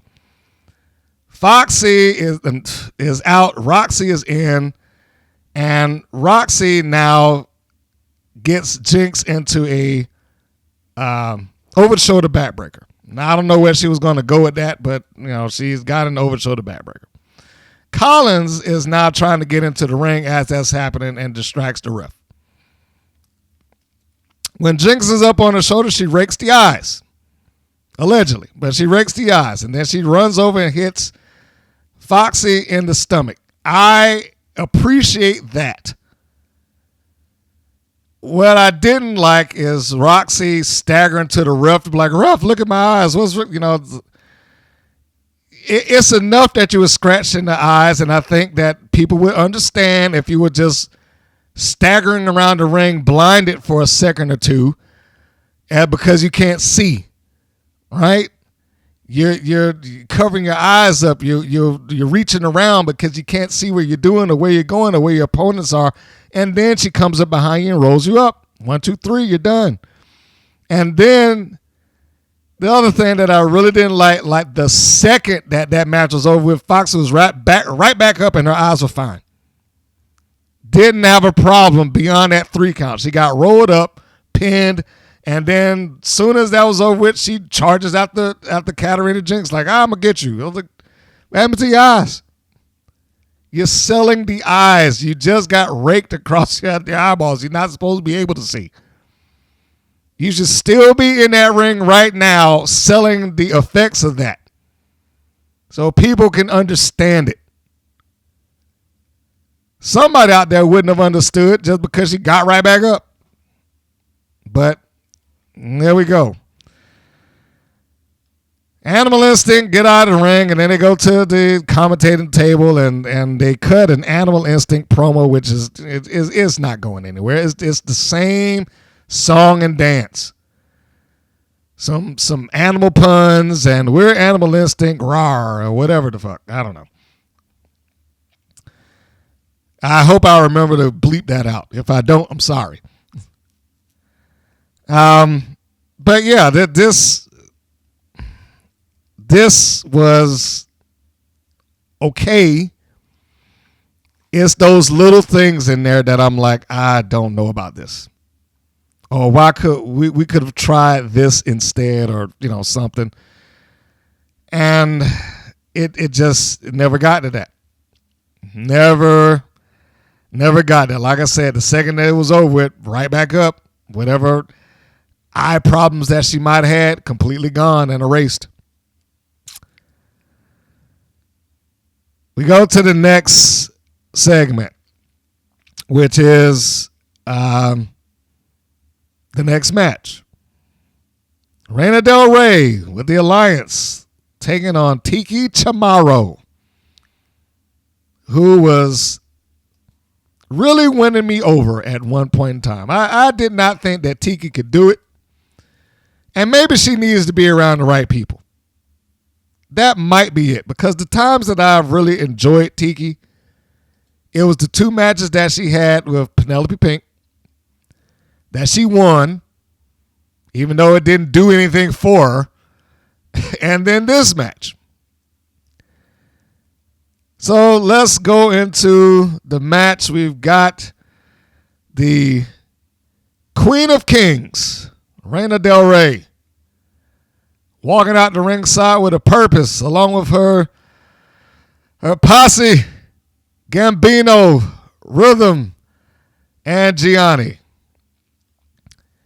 First thing is Gambino goes over to the commentator table. You know, I've spoken highly of Adriana Gambino from day one. I said she looks like a star. She still does. But I've also said the same thing about pretty much all of them.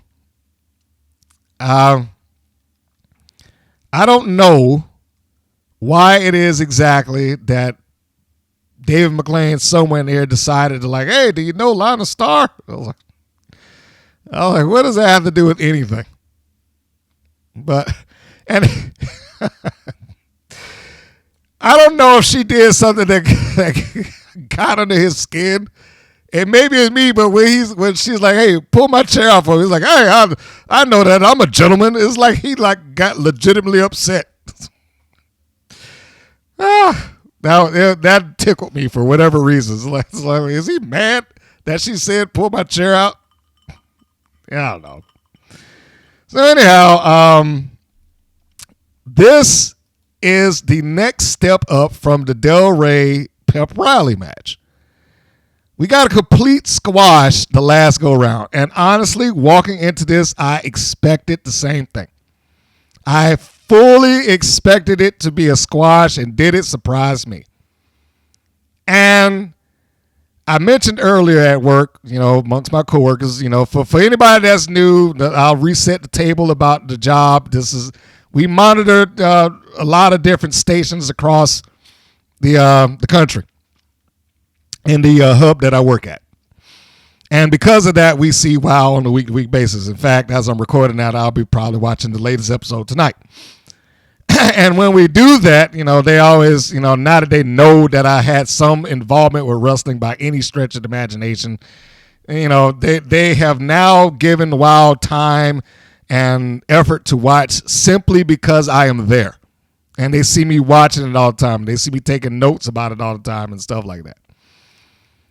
So I found myself in a unique position of defending this match because some people didn't quite understand the effort that was going on there. And there was effort here. And I think that if we're going to look at the last match as being good but missing certain elements like small things, this is the reverse of that. Almost everybody here, Tiki, Del Rey, Rhythm, Gianni, the referee, almost everybody here did what they had and needed to do. So let's look at that. So like I said, when I started the match, I fully expected this just to be a squash. I expected Del Rey to go in there and just beat Charmorro up and be done. The first thing that we get is Tiki trying to, getting a charge in on Del Rey, right? Now, the only thing that I didn't necessarily care for is that Tiki did the standard WoW fight stance. Let me stand up here with both my fists in the air, but she charges in and ducks underneath a clothesline, ducks underneath a second one, and then she gets caught in the shoulder lock, boom, right? She goes down. Del Rey soaks it up. Facial expressions. This is easy. Charmorro comes out of the corner. She goes for the rear naked choke. Now, this is something that I'm glad I went back and watched later because her going for the choke there sets up the situation later. it's not like it's something that came out of the blue. She looks like she had a game plan. She goes for the choke the first time. She gets put off. Del Rey charges her, tries to, take her in the corner. Then Charmorro does the same thing, gets back up on the shoulder, and goes for another choke. She's establishing that this is the thing that I'm trying to do. This is the plan that I have to do to try to get this match over. All right? Del Rey, the second time, just peels her off. Like without any effort and with ease. Tries to take a kick at her. Charmorro just lays down, but then Del Rey sees her and just gives her a rear kick in the spine. And then just a big boot knocks her over. Charmorro crawls over to the ropes. And then she crawls to the heel side. And then we got Rhythm and Gianni doing the CD cover deal, right? The only thing that I dislike about the CD cover deal is that they're not the only ones that do it. It's like there's been other heels in WoW that have begun to do the whole let's pose and smile and laugh at our victim in front of the camera. It should be signature to one group or entity, and that's it. And if the Brat Pack / the Alliance are the ones that started this or started applying it, then it should stay with them. So they do that, and then Del Rey comes up there, and she pretty much joins the CD cover spot and just stands on top of Charmorro. The referee actually does something. He looks out through the ropes, hey, look, get down. And believe me, I went back to look at the ref here because he's one of the ones that I do like. He's had some moments in there. I was like, oh, man, they made him look stupid. But here, he actually portrays himself as a voice of authority. And good on him. So he gets it through the ropes and he's telling, hey, look, get down. And Rhythm and Gianni do it. They get down. And then it's back to business. Del Rey is in a methodical pace. Not going too fast. Gets a quick forearm shot. Just knocks Charmorro down. Pretty, almost look like it's about to knock her out. And pretty much just taking her time, beating her up. Again, comes back to looking like this is a squash. And there's no reason for anybody to believe anything differently at this point. Del Rey takes Charmorro, puts her in the corner, gives her a couple of forearm shots, hoists her up on her shoulders. The referee's like, hey, don't be doing that, but he can't really do anything about it. Del Rey walks her over to the next corner by the heel side. Absolutely sure that was on purpose. And then sends Charmorro face first into the turnbuckle, arguably the middle portions just past it. When she does that, then Del Rey immediately turns to the ref like, hey, man, the back of my head, I think she did something. Check me out. And so the referee does it. This is a Tully Blanchard, Arn Anderson special. I don't know if I've ever seen any two people as good as maneuvering the referee to where they needed him to be than those two. But this is pretty damn close. And that might be one of the highest compliments I can give. So she turns him away from what he's doing. His back is towards the thing. And then she stands up and then she starts talking. She's like, hey, look, are you sure you don't see that she grabbed my hair, did this, and making sure that the referee's back is turned as Gianni is choking Charmorro out in the corner. Charmorro is grossly undermatched or overmatched here. And she is still fighting from underneath, right? So Del Rey just charges, gets it with a knee in the corner. Charmorro's selling it. She gets pulled back up to her feet. She breaks free. She gives Del Rey a headbutt, which staggers her. Del Rey looks like you little, and then she tries to get a swing in on her. Charmorro gets underneath that, catches her with a sunset flip. Del Rey tries to squash her. She misses. This is the stuff that I was talking about a couple of weeks ago when you have the outsized difference. It's the job of the smaller opponent to not outpower, but outmaneuver, outquick, outthink. And that is what Charmorro was doing. She outmaneuvered her. Got her into a vulnerable position. She seated herself in the middle of the ring, did Del Rey. And then that gave an opening for Charmorro to come with a low drop kick. And then Charmorro comes with a low crossbody. Goes for the cover, unable to do it. And now we see the demeanor of Del Rey change. She's not in the same position of confidence anymore until she's able to hoist her up on her shoulder and she thinks she's got her. And that is until Charmorro's able to maneuver her body around following a couple of elbow shots and for the third time applies the choke. Remember the beginning. She went for it twice. She establishes that this is the game plan. This is what I have to do. This is the thing that I know can work regardless of who or what size my opponent happens to be. So she maneuvers herself into the choke. And we see Del Rey selling the choke. But she does what we would normally assume would be the coup de grace for that. She kicks her legs out from underneath herself and pancakes Charmorro on the mat. And rightfully so, Del Rey is sitting there getting her breath. And unbeknownst to me and probably everybody else, did not see this coming. Last ditch effort. Charmorro jumps up, reaches out, grabs the throat, pulls her back, gets her in the choke, and locks that thing in. Look at her hands. Look at Charmorro's hands where she has it. And I absolutely appreciate the small things like that. Like she got that thing hooked in. She had to let it go to reposition herself for a second, but she got a good one in there, and it looked like she had a good one in there.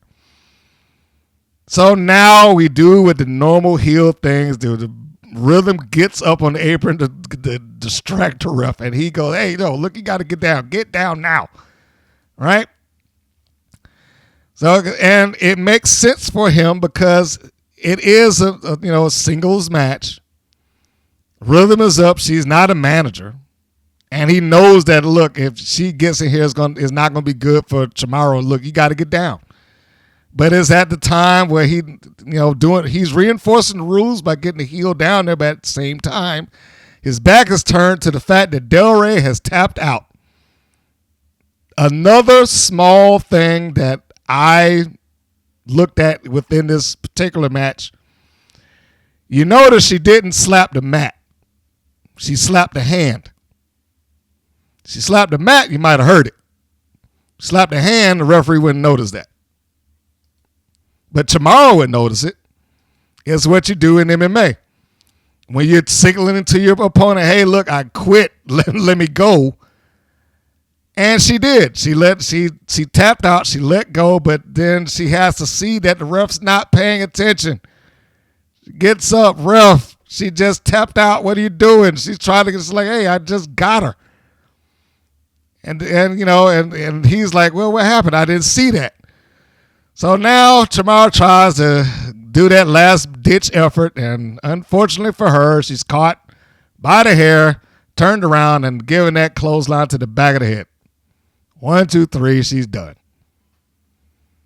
She loses the match, but she did not just get squashed. She's not the worst for it, and you can make an argument that Tiki could have won. Tiki needs to do something there. She should be doing something there. And never mind that the sell for the choke continued on. This is the difference between this match and its finish and what we saw the last match with the Fierce Sisters and Roxy. As soon as that pin went down, whatever problems I have with my eyes, gone. As soon as this match went down, yes, she was happy. She smiled, but she was coughing. She reaches up for her throat. She's trying to clear her throat. She's still trying to get her wind back. She still sold this thing. Very good. Very good. And then they come in and, they give her the, raising the hand and all that good stuff. Now, never mind that, of course, during this match, we got Gambino sitting out at ringside, and Dave McClain is asking her questions like, you're going to go after the tag team titles. Are you friends with Lana Star? I guess that's somewhat relevant, I suppose, but it may have been a better thing for them to establish why the alliance is there and what their goals are, not necessarily, are you friends with Lana Star and do you want the tag team titles? For her, it should just been the tag team titles. I don't care who have them. Yeah, she's my friend, but, this is business. And if she happens to be the one that's in the way, oh well. And then move on. We don't have to keep carrying on about the heels friends here. So there we go with that. But that was probably the most succinct match of the show. Just from top to bottom. And I would give Scout Park and Xena Phoenix the number 2 spot behind them, if not for that finish. If not for the finish. Forgetting the fact that they were booked against each other to begin with. But, yeah, if not for the finish, I would have been fine with it. Or I would have been fine with them not being together at all. But I wrote this match was done in the fashion to make Tiki still look good. Reina does not cheat because she has to. She cheats because she can. That's the magic. And I never understood why people had such a hard, I shouldn't have to. Look, man, Andre the Giant did not have to cheat when he went heel back in the day. Guy's 7 feet and some 400 plus pounds. He didn't have to cheat. He did it because he could. And that's the logic here. She did it because she could. She did not have to distract the ref or her friends to do anything. She didn't have to drape Cheeky's throat across the ropes and all that. She could have beat her just straight out. She did it because I'm the bully here. I'm the heel, and I can do it. That's all there is to that. But she wins by, do they still call it a drive-by clothesline? She wins by the clothesline in the back of the head. Northern Lights Lariat, whichever one you want to prefer. Next segment, the commentators talk of Valentina Diamante. I wrote here, Diamante is like, they're treating her like she's a major signing. I don't even know how to take that, but that's how they treated it. It's like, Valentina Diamante is coming to WoW. I was like, well, who is that? It probably would have worked better for me if it were a name that existed outside of WoW that was coming. Now, if they were trying to play up Diamante, I guess this is one way to do it. It's just the verbiage that WoW and Nigel use with everybody. They put people over like they're stars before they're stars. And this is not an exception. They put her over as being a star before she was a star. So, I don't know how I personally feel about it. I have to see where they go with her. But vignettes to introduce her probably would have been better served without the preliminary setup by Nigel and McLean to that degree. It's a nice video package. One thing you cannot take away from WoW is that the video packages, they look great. But if she gets this kind of introduction, this is also what I wrote in my papers. If she gets this kind of introduction, hopefully she'll actually be a major player there. Time will tell, but I do not have a lot of faith in that. Sorry about that. I just hit my mic stand. So if you heard that little ringing off in the background. The next segment here is the backstage segment promos with Jessie Jones and Big Rig stating that they're going to take HollySwag back. This is pretty much what I said to begin with. Big Rig almost sounds heelish. I don't know what it is here that she sounds that way, because I've not known her as Amazing Maria not to be able to do a reasonable promo. But I didn't like this promo. Not out of her, not out of Big Rig. Jessie Jones's promo sounded more reasonable. But Big Rig comes off like I'm going to drag you back there if I have to. And I get the idea that, hey, you're the mom and, you have to do that. But, we haven't established the tough love scenario because it hadn't gotten to that point. I mean, this is, literally 2 weeks removed. Is it 2 weeks? It's not that far removed from when Swag just turned their back on them to begin with. But even that did not require a lot out of the Fabulous Four. I mean, they're pushing it now. But beforehand, what example did they have that told you that the Fabulous Four was trying to sway her or seduce her or get her to leave her mom? Or, what did they do? Other than she was there and she saw some nice stuff. Outside of that, there was really nothing else. It was just, okay, I want to be here now. And then David McClain does not help at all. So they start off with Jessie Jones and Big Rig Betty saying that they're going to take her back. And like my note was, at points it almost sounds heelish. They're going to force her to leave L.A. and Lana Star. Even though she's a grown-up and she should be able to make her own decisions. Second half of this promo segment shows HollySwag having conflict. And I wrote down, I guess it's better late than never. It seems out of sequence. Things like this should have been established weeks ago. But they're doing it now. So again, better late than never, I guess. And Swag is like, I know all this, I like all this stuff, but that's my mom. I wouldn't be here without for her and this, that, and the other, and yada, yada, yada. And Lana says, well, you deserve this, And I wrote, I wish we saw this, earlier. I wish we saw Lana attempting to woo her. But none of those things happened. Even here, it didn't happen. Like, Lana did not put anything in front of her to make her, like, if you stay with me, this is what you get. The blah, blah, it's implied. But we never got that out of her specifically. But it's the first time that and the closest that we've seen her try to engage and sway HollySwag. This is the closest that we got. Next segment, WoW advertises another championship contenders match. This is under the guise of the road to the hashtag road to the championship. I am so tired of this.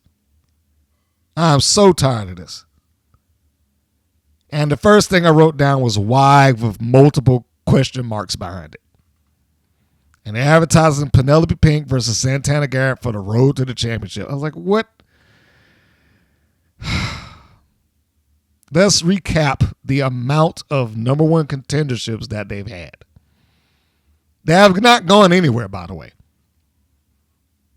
Princess Ozzy and Penelope Pink. Penelope Pink and Jessie Jones.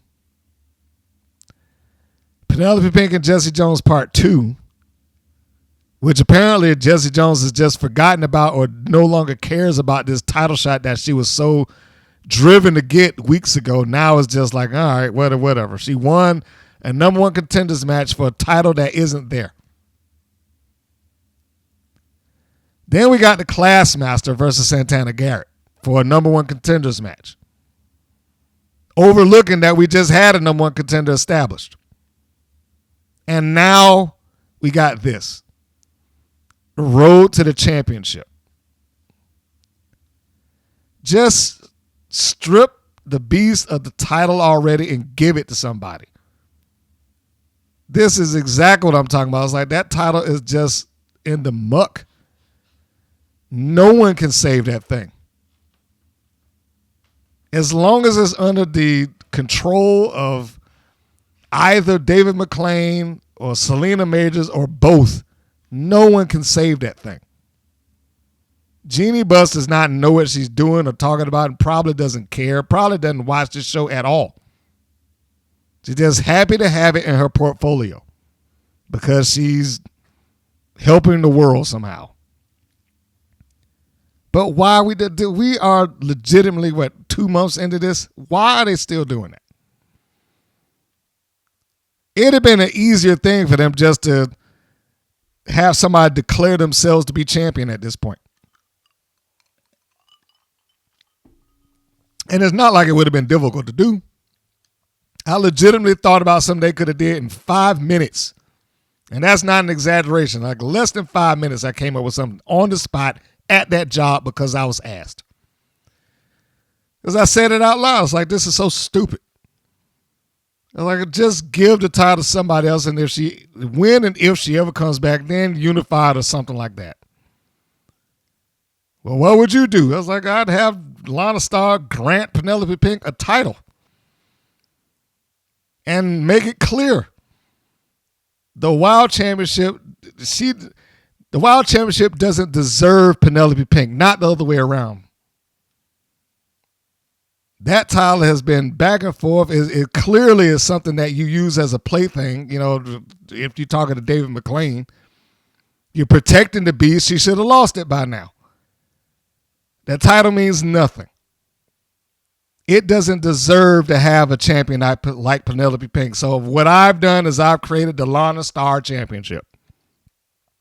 Now, the reason I would have given it the Lana Star Championship is because you can easily transition that off of it. How? You just have her run around with that title until such a time that she needs to lose it. When she loses it, you rename it. Call it the Wild Rising Star Championship. Now you've introduced a secondary title. Only beneath, allegedly, the Wild Championship. Instead, we have this. A nonstop cycle of match after match after match after match of people going for a contendership. But like, you know, everybody here in the metaphor that I'm about to use are the donkey. The carrot's out in front of them, but they can't reach it. They're just moving along, hoping to grab it, hoping to be able to eat it one day, but it's just out of reach. That's what this title is. Like the title's not like even in their sight. It's just a promise of a championship. The promise that you will be able to challenge for this title that hasn't been here or seen or used or defended in months.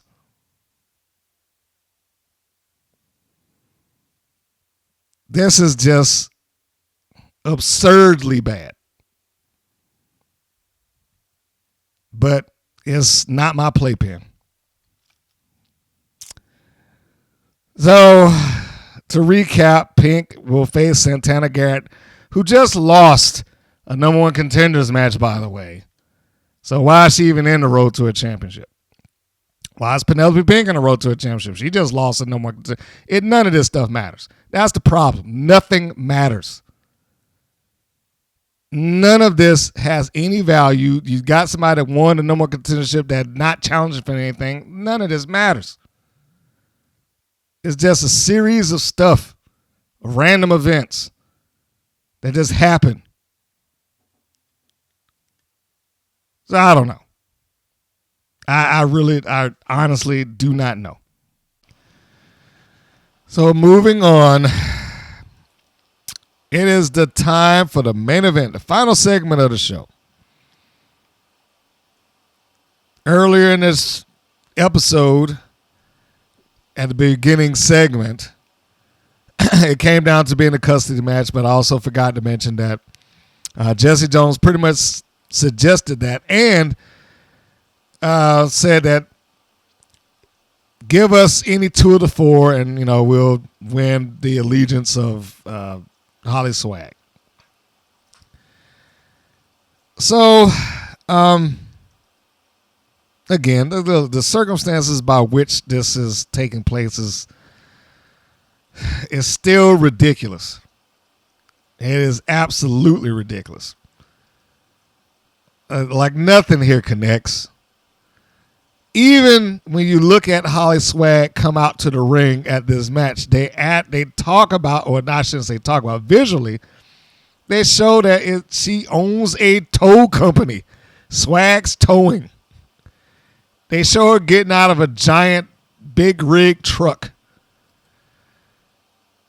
Between her having a tow company, allegedly, and her being a wrestler on a national TV, why is it that she is always broke?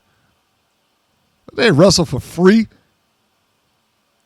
And this is ongoing. Like, I'm sidebarring here, but seriously, it's like money doesn't mean anything to anyone else in that company other than those two. No one on the roster even attempted to go after the $10,000 that was being put up, which is the perfect amount of money for their problems, by the way. No one even attempted to go after that money. Jessie Jones did it and then immediately gave it away. Samantha Smart was like, she was insulted that he would even suggest that she needed the money. She's like, I don't need your measly money. So, man, I don't get it. I don't. Well, it's not like they invented it. I'll give them that. It's not like they invented the concept, but why are wrestlers always so broke? Anyhow. So the first thing we get is HollySwag. She comes out the ringside. She's got her nice fur cap and $5 shades and $10 scarf. And she's out in her HollySwag outfit. It should also be pointed out that on Instagram, she's already been shown as being, wearing the Fabulous Four jacket and pink and all that good stuff. So I expect her to be part of the Fabulous Four. And I don't have a problem with her being in the Fabulous Four. I don't even have a problem with her, turning heel and going against her mom and all that. Because I got news for you. I know some people out there is like, I don't want to see her wrestle her mother. I'm sorry to inform you, she's already done it. She's not just done it. She's done it several times across multiple promotions. So this is not some sort of shock. Or it's not hurting my feelings that she would, she's attacked her mom here in the wrestling environment. We've seen this before, sibling rivalry, parent-child, whatever. So that in and of itself is not an issue. It's like the same thing with everything. They are pushing a narrative that I don't agree with.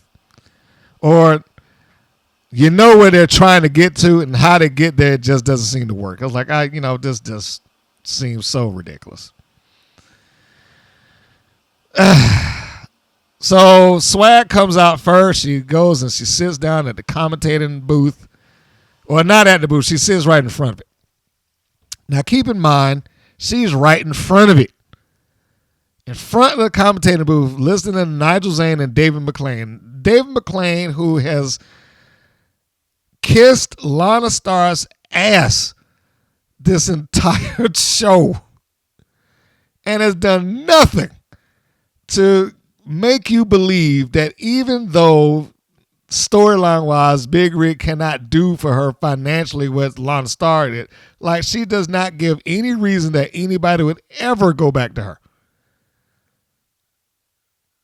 He is sitting there carrying on about she wants to be, to be able to have the caviar and champagne and poached eggs and this, that, and blah, blah, blah, blah, blah. And, they're going to take her back to real living in Kentucky with the possum soup and mud and creeks and truck stop living. And I was like, who would want to do that?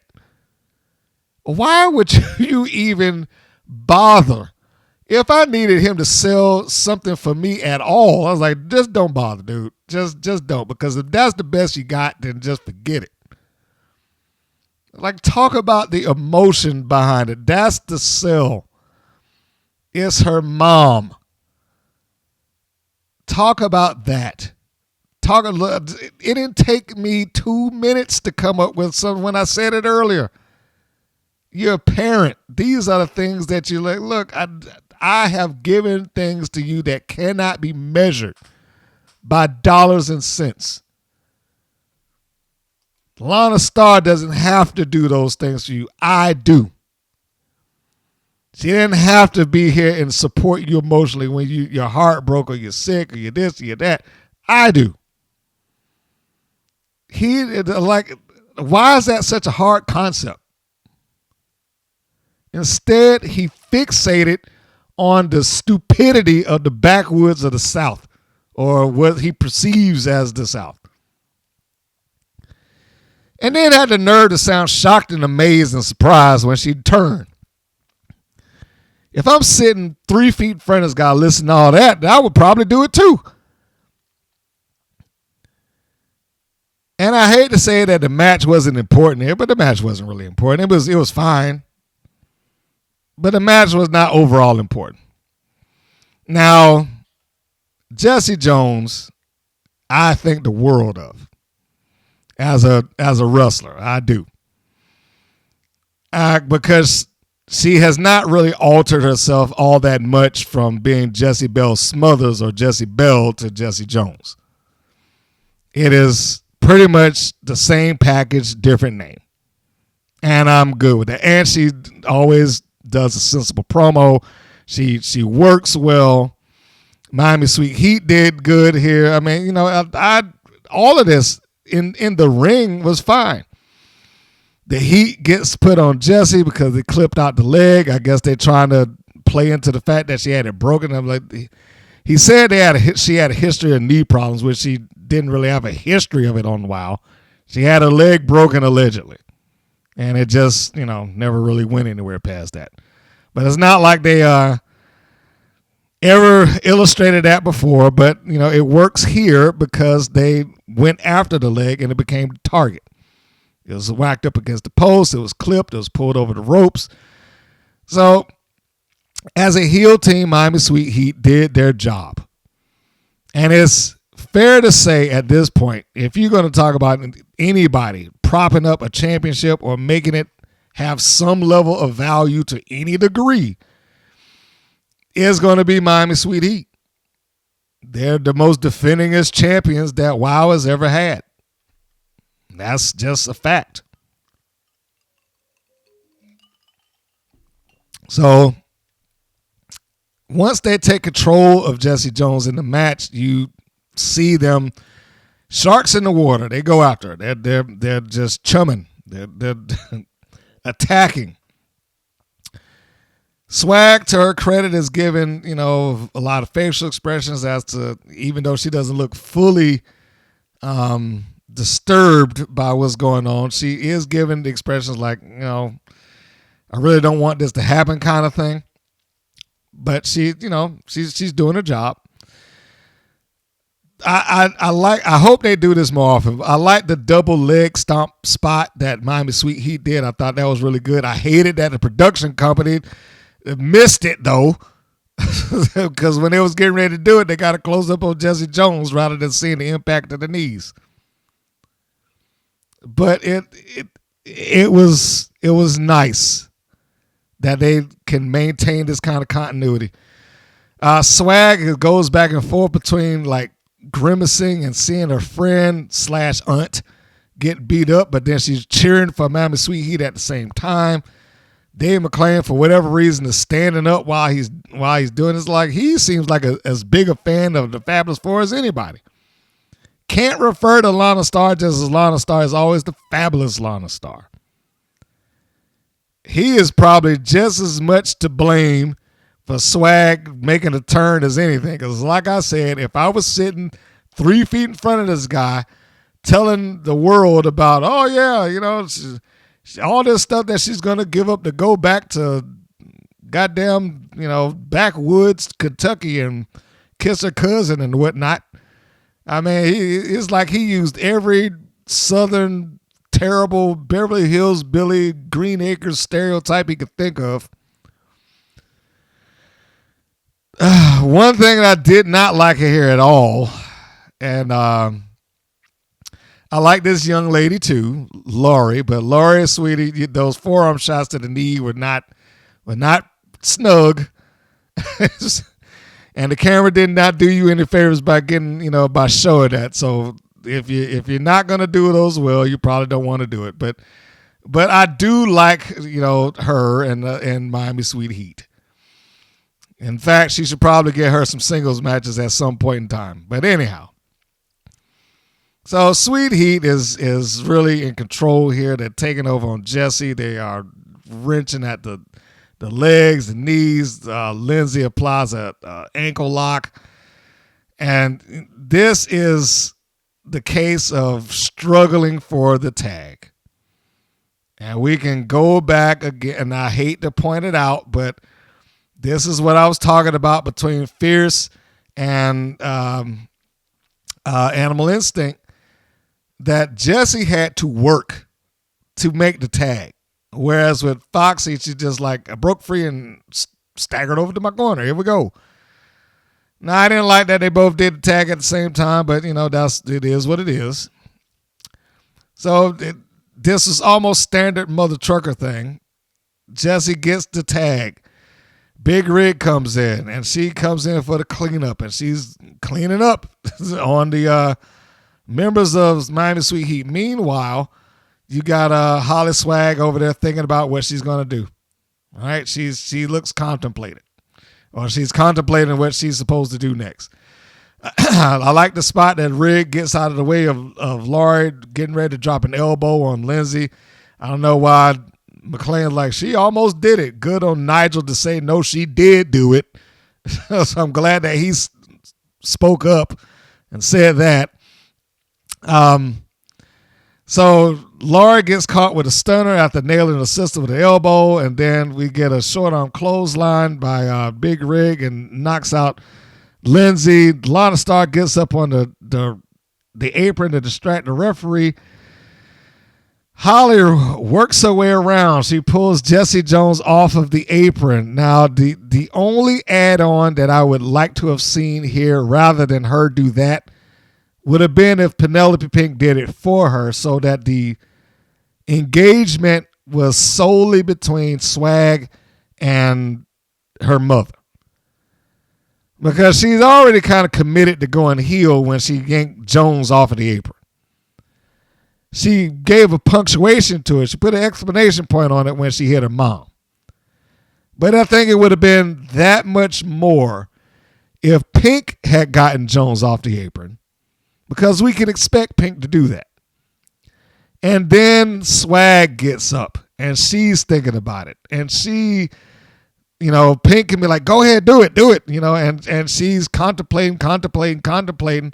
And then she rears back, puts it down, gets ready to walk out, but then changes her mind, turns around and whops her mom in the head with that, with the whatever it is that she had. We used to call that like somewhat of a slapjack, but it's basically like a rock inside of a sock or whatever she had in there. And now the only other thing there is that the second that she got hit in the head, Lindsay just rolled right over. She came back to life that moment. And then covered Big Rig 1, 2, 3 as Holly nails her own mom with the thing. And David McLean is yelling, oh, you injured Mom. I can't believe it. Whatever. And then Swag gives a hug to Lana Star. Lana's very pleased and proud. Again, I don't mind that HollySwag is joined the group. I just hated the route that they took to get here. It is not unheard of for baby faces to turn. It's not unheard of for siblings to turn or children. We're watching it right now with Dominic Mysterio. It's these things, and they didn't invent it. So I'm fine with it. I'm fine with her joining the group. Look, the Horsemen. They've already shown that, no one person is bigger than the component of the Horsemen as an entity, at that time. But they also, and I'm going to use I think this was the first turn that they had when they lost, who was it, Luger? When they lost Luger. When they lost him and they, got Barry, it wasn't that Barry Windham just jumped in and became a horseman. It was set up over time through the promos. It was, hey, Barry, we've been keeping an eye on you, and our leader, JJ, thinks that you could be a good member of the Horsemen. Think about it. You get the Rolex watches, the bright lights, the limousines. You live a lifestyle you never had, championships, blah, blah, blah. You know, it was that. There was some level of setup. Here, it just felt like it just happened. And not just happened. It's like she did this on her own. The Fabulous Four really did little to nothing to convince HollySwag to do what she was doing. We got nothing of that. She just, as a servant, mind you, showed up at their house and then fell in love with their lifestyle as she's sitting there pouring them drinks and cleaning up. Like, why would that be the circumstance that I somehow fall in love with your livelihood? But that's what happens. And then, you know, you take into account that Dave McClain foreshadowed a lot of this, talking about it constantly, about the trucks and the mud and truck stops and food. And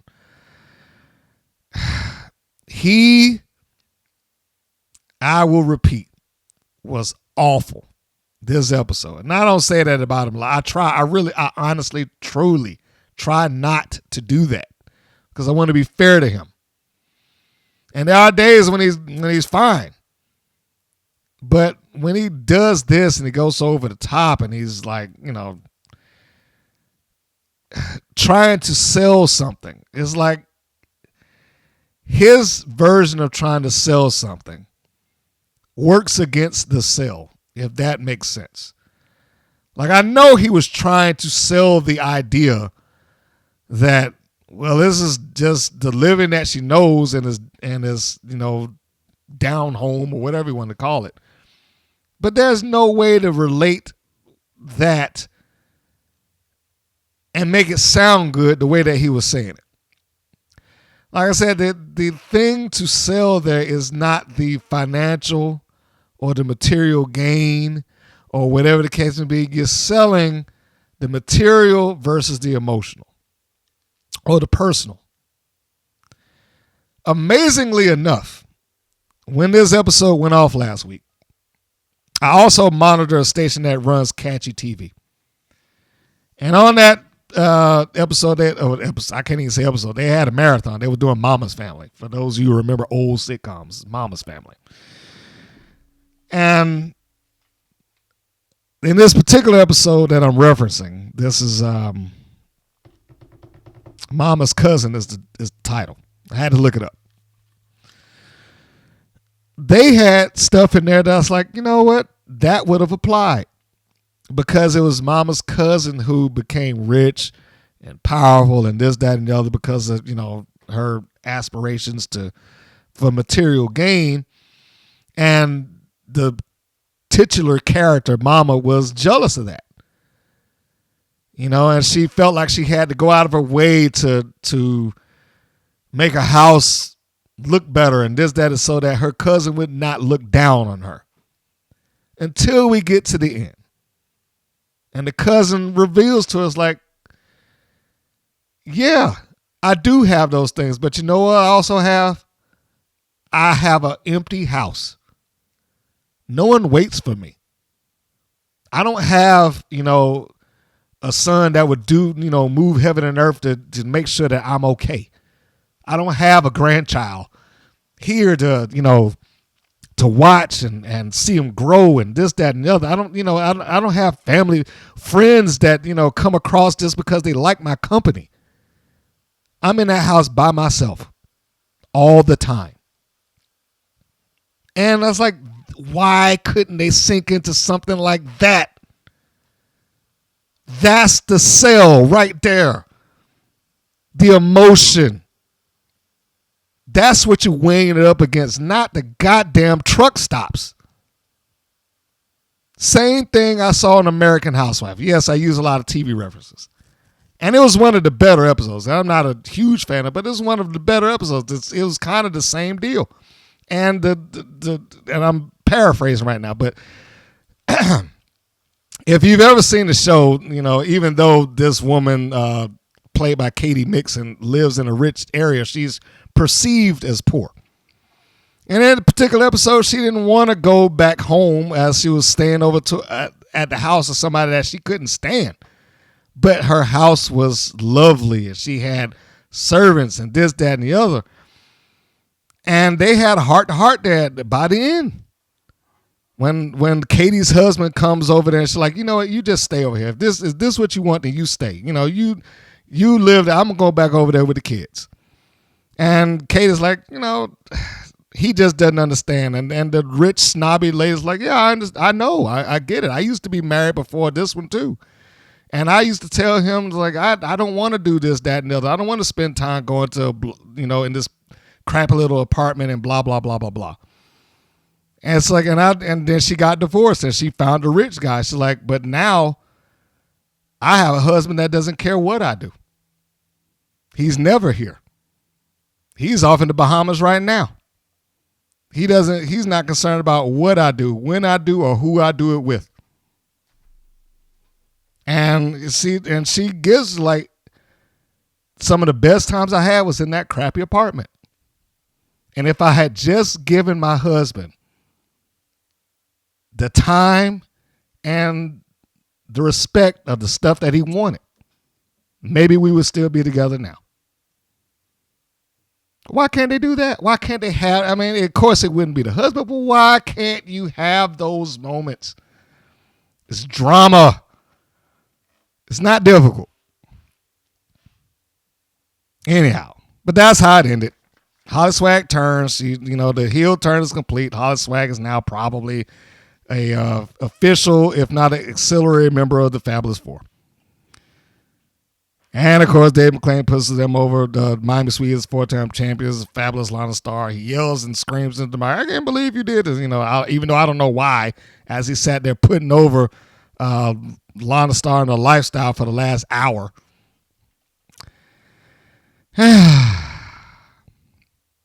And there we have it. That was the episode. Not an awful episode, but it's the same verse, different verse, same as the first. That's pretty much what I can give you. It's not the end point that is the problem. It's not the match that's the problem. It's the route and the creative by which they go that becomes the problem. And there we have it. Now that we've gotten that out of the way and covered the episode for the week, I guess we can go into what is being advertised for the next week, or as I'm recording this, will be coming on later on tonight. Although there is one other thing I've just had the thought of, and this is an open question. This is for anybody that's listening, whether you are fan watching WoW or you actually are within WoW. How is it that the number one contendership matches, are they not expecting those not to have diminishing return? It's been almost week after week after week of that. I was thinking about that as I was saying, the list of number one contenders matches, and now we got this road to the championship thing. It has legitimately been a few matches in a row with the same essential prize, but no one has collected the prize or even come close to collecting the prize. So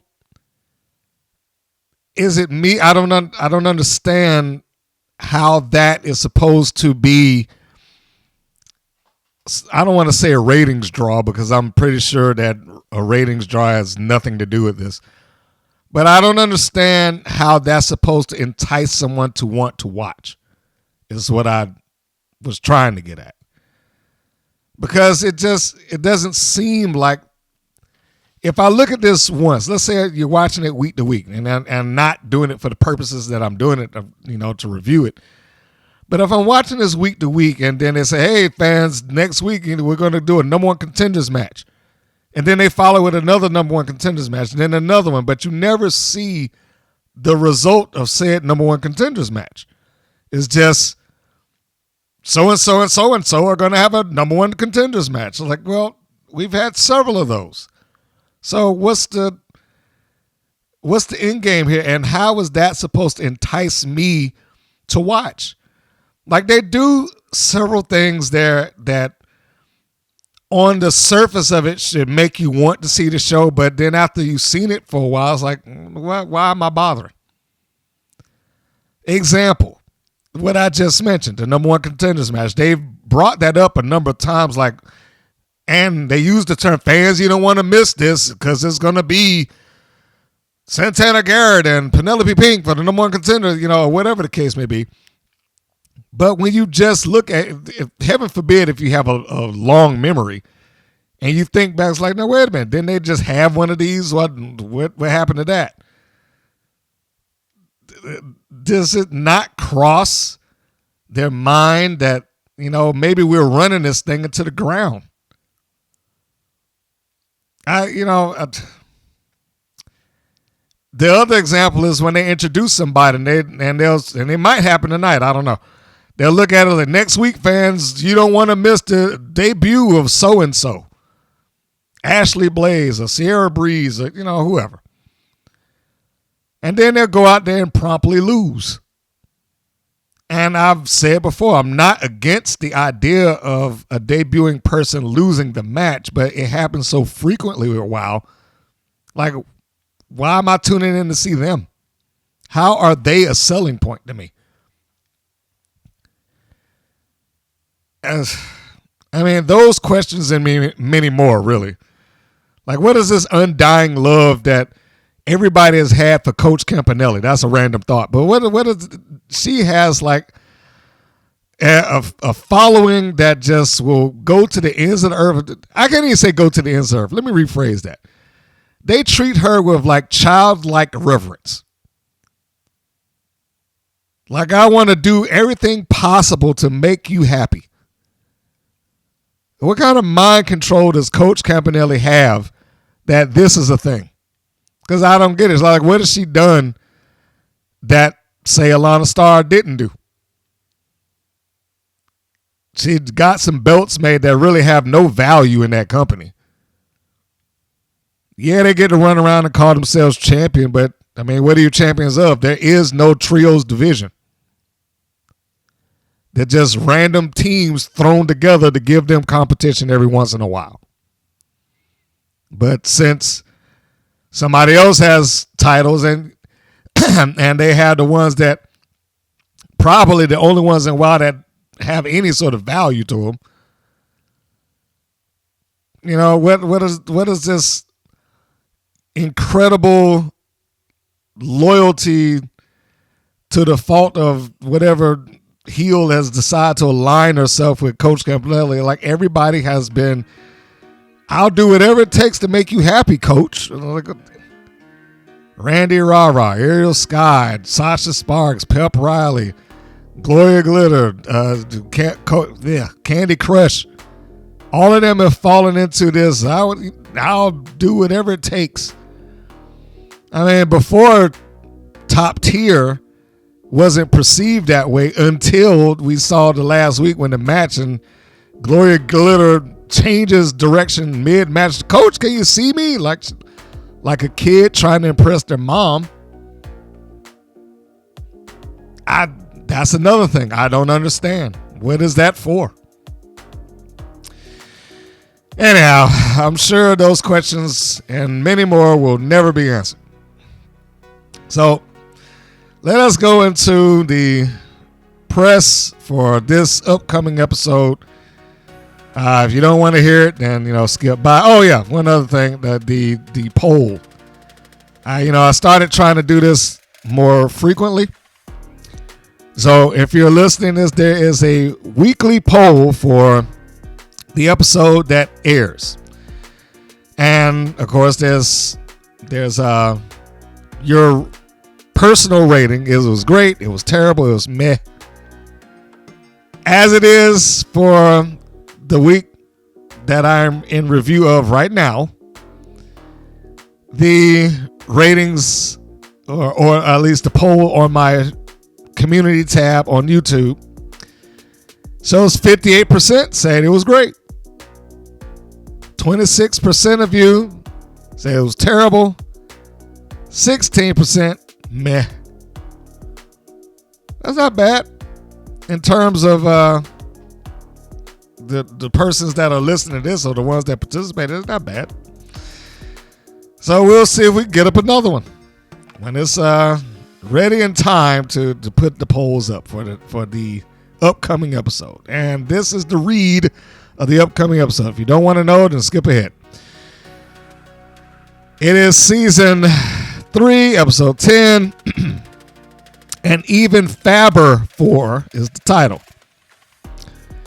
The Fab 4 is fabber than ever. Oh God, who wrote this? Anyway, the Fab 4 is fabber than ever with the addition of HollySwag.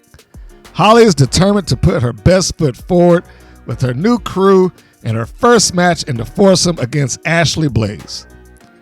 Valentina Diamante debuts for a while against top tiers Coach Campanelli. Siren the Voodoo Doll and Chainsaw take on Tormenta and Princess Ozzy, but Chainsaw seems a bit distracted following a run-in with Pep Riley backstage. And in the main event, Powerhouse, Penelope Pink rounds out the night of the Fab Four as she goes head-to-head with former Wild World Champion Santana Garrett. That is what we're looking forward to. I have not been put off on the Chainsaw Pep Riley angle yet. At least it was consistent so far, and consistent with the personality, or not the personality, but with Pep Riley. Whereas I had a problem with Ice Cold just having a tantrum after one loss, I can see Pep Riley being disappointed because Pep Riley never wins.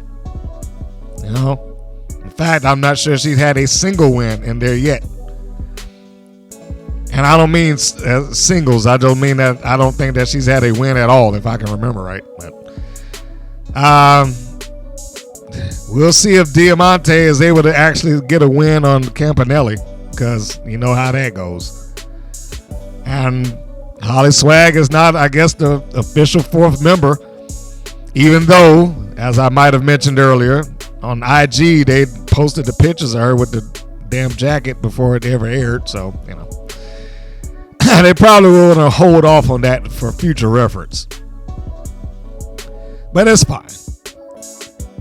And we'll see how this new main event goes and where they actually go with it. Who knows? Anyway, let's wrap this thing on up. We've been going for a while. So, thank you to all of you who have taken the time to tune in and listen to me go on and express my concerns, issues, and problems, and sometimes praise, sometimes, with WoW and his episode. Be sure to catch me the next time, because I'm sure I have to sit through this one, the Even Fabber 4 episode that's coming up tonight. So let's see how that goes. If you are looking to download this, any other previous podcast episodes or what have you, and you're not on our YouTube channel, which is, found under Women's Pro Wrestling Network and WPN Wrestling, you can go to WPNWrestling.com, the website, and that'll give you a link to everything. So that is always a way that you can find us, and by us I mean me, wherever you can find it.